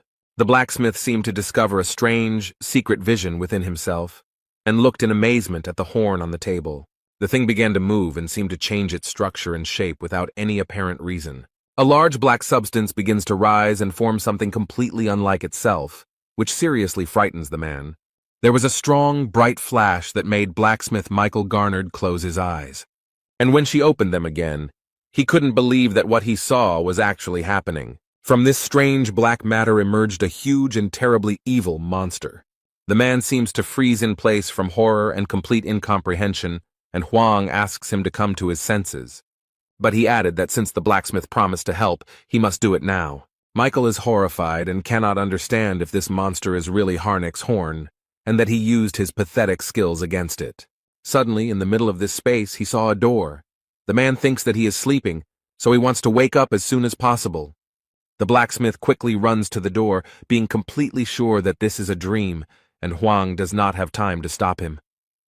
The guy just sighed in disappointment and realized that he was useless here. The man quickly ran out of the door and screamed desperately, calling for someone to help. But what he saw there frightened him even more and plunged him into complete stupor. Ugly and scary skeletons slowly approach him, surround him. In fact, it is his assistants in the forge who ask if he has finished his work yet. The man is so overcome with fear that he cannot understand what is happening to him. Suddenly, Michael heard a voice telling him that this fool had no right to be here. The poor guy can't do anything. His forehead is covered in beads of cold sweat, and his whole body begins to shake. The boy has to attack this creature himself, trying with all his might to subdue it. He thrust the instrument into her with all his might, while wondering if this world really existed. Jay Huan has finally achieved success. He forges with confidence, and this material lends itself to him. The horrible creature began to fight back, and the boy wondered how it had managed to get here in the first place. The main character tries his best to hold on to the monster so as not to fall, but it seemed he had already realized that this would be a much more difficult task than he thought. The monster turned out to be quite strong and terribly angry, so the boy decides to jump. He then applies twice as much force to speed up and try again. Huang uses his blacksmith's hammer and deals a blow to the creature that breaks its bones. Meanwhile, Michael cannot come to his senses and screams loudly in shock. There are boundaries in this world that cannot be crossed, and no matter how hard you try, a person will never go beyond his capabilities and reach the level of horror. Michael thinks he's too old to work with Harnick's horn, and the guy should have come to him sooner. He understands that this young man came here to see the owner of the forge, but he has not been here for a long time, and adds that he is sorry that only a loser like him remains in this city. He thinks that he cannot consider himself a true disciple since he has not created a single tower, but Huang reassures him by explaining that he is good with weapons, so he should not give up. And he added that no matter how hard he tried, he could do it 1,000,000 times. But this phrase made the man laugh, because only a young guy could say such a thing. Michael noted that the boy might think he wasn't trying hard enough, but that was not the case at all. Believe it or not, this man tried again and again, but he never gave up. The guy remembers the blacksmith from the tower, who said that he has honed all the skills related to blacksmithing, and can repair all the weapons in the Tower of Horrors, with a probability of 99%. But despite such success, recently he began to be troubled by very strange thoughts. Instead of focusing on the 99% chance of success, he thinks only about the 1% chance of failure and does everything possible to avoid it. Huang noticed that Michael worked harder than the others, but did he know about the principle of craft skill? The skill of the craft of horror appeared much earlier. It existed from the very beginning, like fire and water, but is a person capable of understanding how the world works? Huang asked if he really used this skill without understanding its essence. The blacksmith thought for a moment he had nothing to say or add to his interlocutor. He believed that spiritual power transferred energy to the hammer and the tools adapted to work with the horn. But the boy noticed that if everything was so simple, then why couldn't his subordinates succeed? The blacksmith suggested that it was because they hadn't yet fully mastered the craft. Michael suddenly thought that since the principle of this skill was so simple, there was no point in mastering it. Huang points out that you have no idea what the skill is and continue to use it, and the man defends himself by saying that no one understands how it works. And then he persistently asked if this guy knew how the crafting skill worked. The protagonist calmly replied that he had just figured out how to do it, and reached his finger towards the horn. Under his finger, the material magically begins to melt and change shape. The guy was working on the horn, and asked everyone to look carefully and say what they saw. The blacksmith saw the decomposed particles of matter, but Huang noticed that everything was not so simple. Hard work made his world more stable. Michael doesn't quite understand what he's talking about, but the guy explains that there's nothing wrong with it. But he goes on to say that he doesn't really understand that if it doesn't work even after so many tries, then the problem is not with him, but with the world. Suddenly, the blacksmith remembered a conversation with a monster who explained that his approach worked for monsters, but not for people.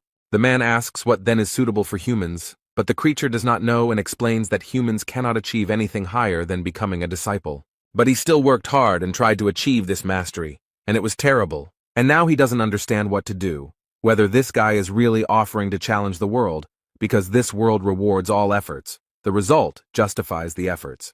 Huang asked if it was really good, since this world makes you believe in your own inadequacy. The blacksmith is no longer young, but he can still continue the fight. The protagonist asked him to take a closer look and not to believe blindly. The man trusted the boy and looked at the horn carefully. He looked at it for a long time and carefully, and now he saw it, understood the essence and how it all worked, and now it seemed to get through to him. Michael saw the boy fighting the huge monster again, and wondered if he had always known about the existence of this world. This world without deception, where all ranks, skills, and levels don't matter. He finally saw everything for what it really is, and he can't understand how Huang didn't go crazy from this. And then he thought that maybe the blacksmith had gone crazy after all, and he set to work with wild enthusiasm. It looked very inspiring and at the same time frightening. His tools cut into the extremely hard material, causing sparks to fly from his work. After some time, the work was completed, and Jae Hwan had to continue his journey. Here he got everything he wanted, so it's time for him to leave, because the main character still has many adventures ahead. The sword seems to like the scabbard, otherwise it would have eaten it, and Michael asks if the boy has come up with another name for it. But he added that if Huang hadn't thought about it yet and didn't mind, he wanted to offer his own version. The man explained that he was inspired by martial arts and thought the name he came up with sounded cool. It is associated with the ability to enjoy solitude, and it seems that only one name suits this sword: Lonely. At this point they said goodbye. The blacksmith Mikhail kindly wished him a safe journey. They seemed a little sad that he was leaving so soon. But at the last moment the man asks him to stop. He is worried about another question. He puts his hand to his chest and asks with genuine curiosity what he really looks like. He is very curious about how he looks in the eyes of his master, what he is like in the world that Jae Hwan sees. The guy half turned around and briefly replied that he saw a person in him. This answer greatly surprised and greatly pleased the blacksmith of the Twilight Attack Forge, and the boy already set off on his way, boldly passing by all these terrible skeletons. On the city street he was met by Mino, and Huang asked why she was chasing him, but she tried to explain that she was doing it with good intentions. The protagonist looked back and asked if she was up to something sneaky again. The next moment she was already walking next to him and was surprised how he managed to guess so quickly. Without much preamble, Mino suddenly announced that she planned to kill him, and she said it very calmly. And just as calmly, without any fuss, the boy asked what they were going to achieve by this. The girl said that she wanted to take possession of his soul stone and finally live a full life. But when she saw the expression on his face, she realized that he was not joking. She is a little disappointed that he is not impressed at all, so she suddenly gives him the clothes as an apology gift. They walk through the city, and Mino asks what he will do now, since he never got to face this horror. He explained that Michael told him where to find him, so that he would find him and ask about the Tree of Illusions, and then go in search of a way to the abyss. The girl tried to understand what he was going to do, and suggested that he would still get to the abyss, but what would happen next? But Huang said that he was not going to return. And then he added what exactly he was going to do, and this information greatly shocked Mino. She could barely stand on her feet, took a deep breath, and asked in surprise who he was. And then she got very angry, screamed, "Where did he get this from? How could he do this, and who gave him such a right?" She asked why he thought he could do whatever he wanted and didn't care about anyone else. The girl considers him cruel and heartless, and adds that he does not consider others to be people. She explained that she is a human being, even if not very strong, but she is a human being and worthy of respect. Jae Hwan tries to listen to her and understand. He watches the girl carefully. He remembers their first meeting and how she said that if it were fate, she would die today but would not go back to the past. Suddenly he saw her body begin to disintegrate into tiny particles and messages, telling her not to be stupid and not to cause trouble. And the next message said that she should lure him, and if she did not keep her promise, the old woman would die. From this, Huang realized that they had a hostage and they needed him, so they wanted to lure him somewhere. The main character noticed someone very suspicious standing on the other side of the road and following them. He thought that he should give his head to some swindler, but it was all in vain. No matter how hard he tries to save people, it will not change anything, and only doubts allow him to see the whole truth about this place. This world is ruled by money and information, and it is also made up of people who have sold their souls for power and wealth. The guy decides to get rid of them and go in search of horrors, while Mino explains that you don't need a big dream to be happy, you just need to appreciate every day you live. She gets terribly angry and thinks that from this point of view he is not a person, and grabs him by the clothes.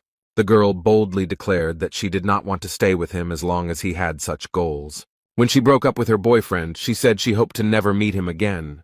But at the moment when she was saying all this, the guy saw something very strange. Now she begins to look like an ordinary person. He does not understand why this happened.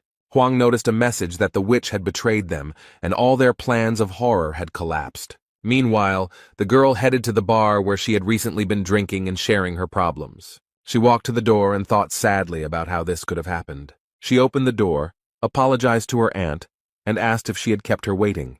However, the institution looks in a very terrible state. Everything is broken and scattered. This is the work of Maluzga. There's a man standing in the middle of the establishment with a huge sword and his henchmen around him, and the barmaid remarks that she should have stopped her earlier.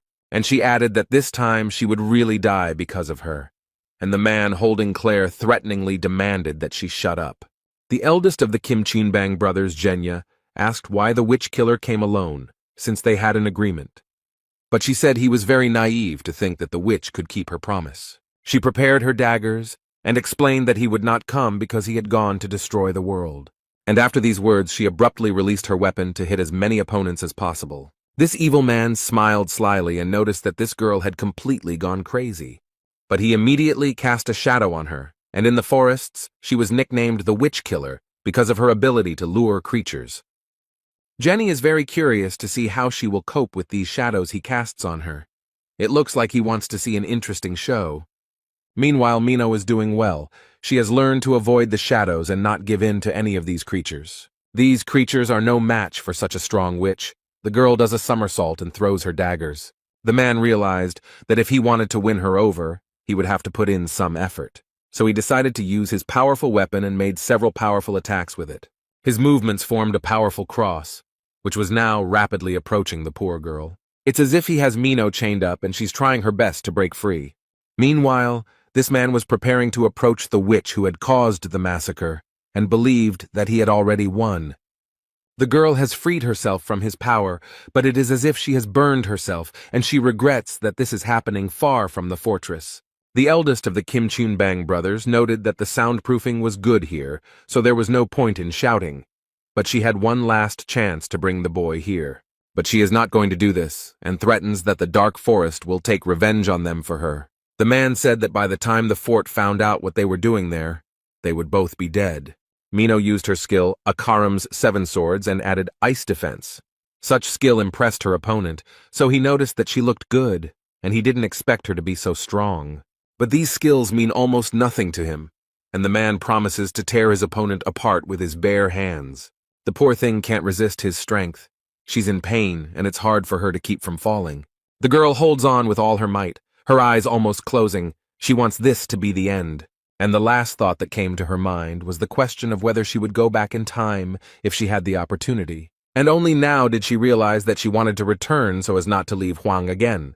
She stood before her assailant, who was ready to take her life, and wondered if she would witness the decline of this world. As soon as the man raised his weapon, his sword was reflected in the blue light of the ice sword. Jenny's followers are surprised by what happened and did not expect anyone to stop them from doing their dirty work. But a guy walks into the bar with confident steps. Now they won't be able to do what they want so easily. Mino is very happy that he came, but ironically says that she doesn't like it when people interrupt her so abruptly and asks why he came, sacrificing his plans. At first she thought he had come to save her, but the boy immediately threw a bundle of clothes into her hands and explained that they were too small for him. The men are glad to see him here because he has made their task easier and has come to their aid himself. The main character looked at them, and the only thing that interested him was whether they knew where this horror was. And then he decided to put the question differently. He demands that these bandits bring this horror to him. One of them said he heard that he had broken the rules of the fortress, and it seemed to be true. Mino warned them and noted that he was on level 4, so he shouldn't be underestimated. The gang leader went on the attack and was ready to show this simpleton what real strength is. Jae-hwan is ready to take the hit and convince this smug fool that he is wrong. The protagonist used his super weapon and aimed it at his opponents. Jenny somehow managed to dodge the protagonist's signature attack. Hwang raised his eyebrows and was very surprised that the man managed to avoid the blow.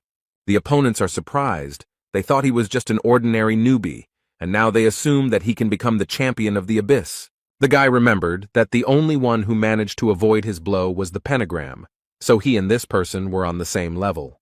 But he doesn't care because in the end the monster gave up, and Hwang will still fight. The protagonist looks confident and completely calm, while Mino is very scared. The girl is very worried about her Aunt Claire, who is still being held hostage and threatened.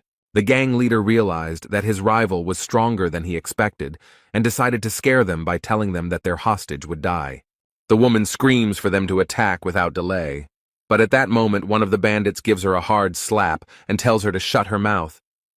The girl tries to calm the woman down and explains that she needs to be patient a little longer and she will be saved right away. She turns to her friend and hopefully asks if he will help save her. But he doesn't understand why she's asking him about this, because the guy came here only to see this horror. The main character is confident that he will destroy everyone in his path, regardless of who is nearby. Mino tries to stop him and begs him to save the woman because Claire is also human. Jae-hwan looked at his girlfriend and clearly saw her as a person, no matter where she was. He slowly turns his gaze to those standing in front of him and sees something completely different. There are only skeletons in front of him, but Claire yells at him to stop thinking and attack. Suddenly he begins to see this woman as a real, normal person. It looks like he'll have to save her now, even though he didn't plan on it at all. He then decides to raise his sword and direct all its power upwards towards the roof of this building. A huge jet of energy burst through the roof and shot high into the air, attracting everyone's attention. This was noticed in the fortress as well, and they looked around in surprise and did not understand what was happening here.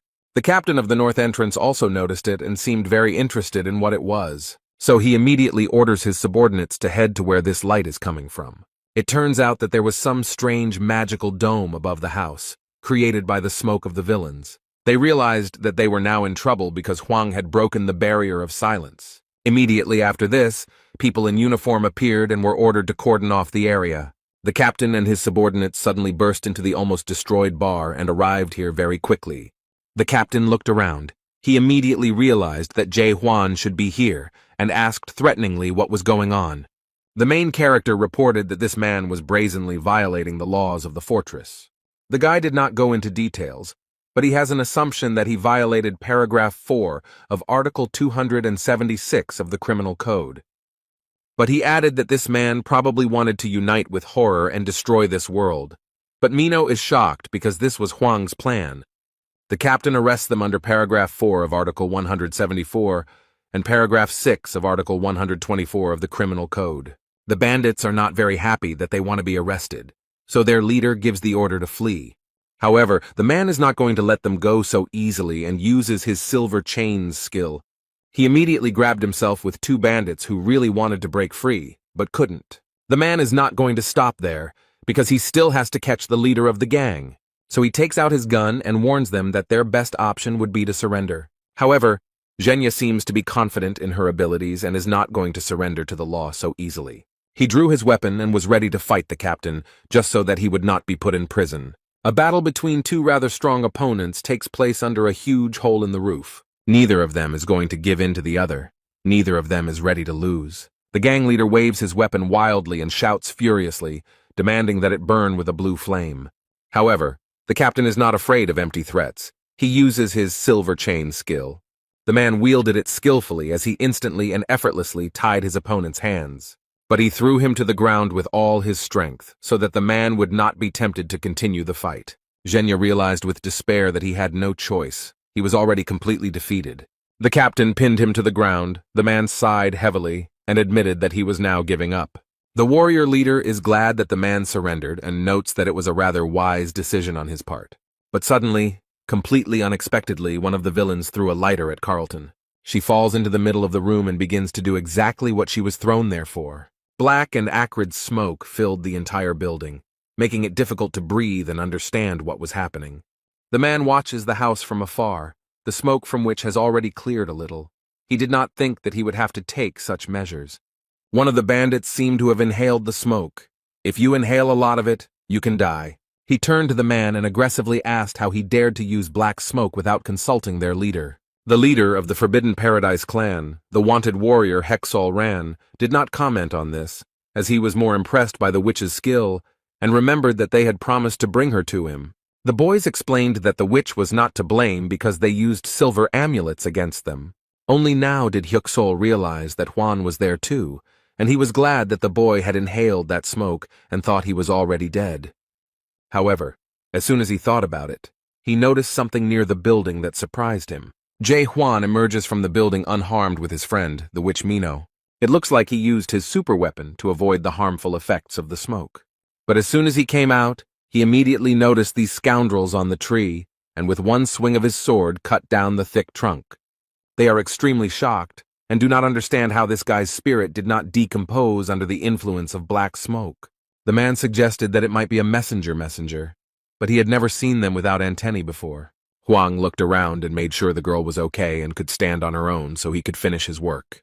The clan of Scum is already wary and wondering why this guy came to the house. Instead, the protagonist took out his super weapon, and thinking that they were terribly annoying him, prepared to engage in a fight. Huang is very serious, so he will not lose this fight. He unsheathes his sword, and he really didn't think it would come to this. He summons the monster hidden within this sheath using the technique Garnek's Greatness. It's clear that no one expected this. They were hoping to defeat this guy very easily. But now they have to face not only a guy with a super weapon, but also a giant and terrifying monster. Before they could recover from what they had seen, the boy and the monster had already attacked several of them. The protagonist calmly walks past the lifeless bodies lying in his path. He looks very menacing and scary, and his weapon radiates terrible fury and ruthlessness. The head of the Forbidden Paradise clan, Hyuksol Ran, looks at the boy with fear and cannot understand what kind of monster this is. And then he probably realized that this creature was much stronger than him, and he didn't want to deal with it, so he just ran away. Zhenya realized that he was left practically alone with a guy he didn't even know anything about. Zhang Man and Zhang Meng were unable to withstand Huang's strength and so lost the battle. The man immediately lost 2 of his subordinates and friends. He cannot believe that everything turned out this way. The protagonist approached him and explained that he had a chance to save his life. He just needs information about where they are hiding this horror, and then he will let him go. The man knows that if he tells everything now, his life will lose all meaning, because if he finds out about the betrayal, he won't just let it go.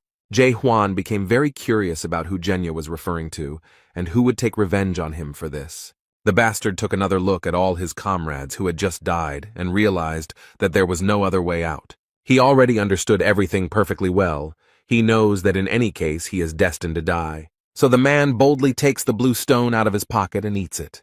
The guy recognized this stone. He is 100% sure that it is a soul stone. At first glance, it may seem that all people living in chaos are attached to some objects. But these are not drugs. As it may seem at first glance, they must be taken to prevent the complete destruction of the soul. After all, no one wants to die. That's the point of this place, and this man risked everything he had. After he did this, he was overcome with unbearable pain, and his eyes seemed to grow larger. Strange long shoots, similar to tree roots, begin to emerge from the body. The man's body has completely changed. It is getting bigger. Something is happening that is completely different from what he expected. The city's residents are terribly frightened. They have never seen anything like this. Instead of dying, he turned into a huge monster. This creature is very frightening to those around him. The creature is very angry, and there is absolutely nothing left of Jenny. Now he will be like this. His rage knows no bounds. The monster mercilessly grabs everyone he sees in his path. And after him, only lifeless bodies remain, scattered throughout the streets of the Gorgon fortress. The frightened residents run away in horror.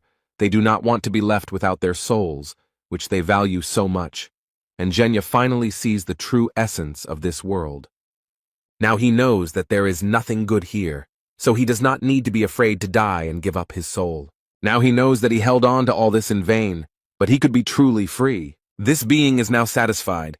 Now it has no fear because it has nothing to lose. The monster didn't see where Jae-hwan was, but now he finally found him and promised to destroy him. The boy stands boldly and proudly before the monster, and it is already stretching out its limbs towards him. Now he can see the world as it really is, and the boy in this world looks like an ordinary person, not like a skeleton. Zhenya is surprised that he is a real person, and does not understand how he could end up here. Instead, the protagonist stares at the creature and has no idea what is happening to it. Hwang tried to use his doubt skill, but it didn't help him figure out who he was. But now he doesn't have time to think about it. So the guy gave up on this idea. The protagonist points his weapon at the monster, showing that he is ready to engage in combat with it. No matter who he is or what happened to him, this guy knows exactly what he needs to do. Jae-hwan confidently moves towards the creature and believes that his weapon is strong enough to defeat it. The ice sword is a very powerful weapon. The creature Zhenya has turned into seems scared. He didn't have time to do anything or even understand. His end came unexpectedly quickly. Thanks to the sharp blade, the head was separated from the body, and now he will not be able to scare anyone. It seems that this man's soul is dying irrevocably. He remembers for the last time the happiest moments of his life. In the world of chaos, it's raining, the bodies of the dead are smoking, and Jae-hwan doesn't care because he destroyed the monster. All that is left of him slowly disappears like rain erasing a pattern on the asphalt. And in an instant, nothing remained of Jen, the great swindler and criminal, but smoke. The protagonist realized that this creature had disappeared and would never return or recover, so he calmly hid his weapon. He pauses for a moment and looks at the place where his opponent was and thinks about his own existence. But he is still haunted by thoughts of horror. He is sure that he will definitely find someone here who will tell him about it. After that, he goes on a search. His mission is not yet complete. He has not done everything here yet. Mina never regained consciousness after inhaling black smoke. Hwang did not leave the girl. He returned to her, and in the meantime, his subordinates were worried about the condition of their captain. Carlton is also feeling unwell, but he manages to explain that they need to warn the fortress. He approaches the girl. She is very sick. Mino believes that she cannot be saved in any way, so she asks him to kill her while she is conscious. The guy is surprised to see the girl in human form. He doesn't know why this is happening to him. He sat down next to her and looked at her with sympathy. Perhaps he had some feelings for her. The young man tries, but cannot use the skill doubt against her. This worries him a lot. Why can't he see her as she used to be? There are so many questions, so many unknowns in this city. But he is ready to accept Mino's last will and do as she asks, so the guy reached for the weapon. He understands that good emotions cannot exist in this terrible world. There is simply no place for them here. But suddenly, very abruptly, someone grabs his arm and tells him to stop and not do it. Claire convinces her that there is still a chance. The girl needs to be taken to the hospital as soon as possible, where she will be taken care of. You just need to hold on a little longer, and the chance for recovery will definitely appear. The hospital in these parts looks like a field hospital, with wards instead of wards. Mino lies motionless on the bed, while someone explains to her that if the grinding process does not stop, she will have no chance of survival. Suddenly there was a very sharp and unpleasant sound, signaling some kind of warning. Announcements appeared all over the fortress that the dead had appeared on their territory. In order to save themselves, the leadership asks all residents to immediately leave the fortress, which causes great panic. One young man, in a panic, tried to get at least some information from the guard and asked where they should run. But when the guard turned to him, it turned out to be a terrible monster, from which everyone ran away. The poor thing has no chance to escape. It's too late. The creature has stretched out its limbs towards him. On the territory of this world, there is real devastation and anarchy, and a mad scream is heard. People are trying their best to save themselves. They all want to live. That's how this world works. And now they have very little chance of survival while such monsters roam the streets. Suddenly, as if from nowhere, warriors appeared, destroying these monsters one after another with one blow. They finished their work quickly, so now they look as proud as possible. Hwang calmly watches these events from the room where his girlfriend is located. Claire remembers everything Mino told her about him and asks if he really decided to go against all the rules of chaos.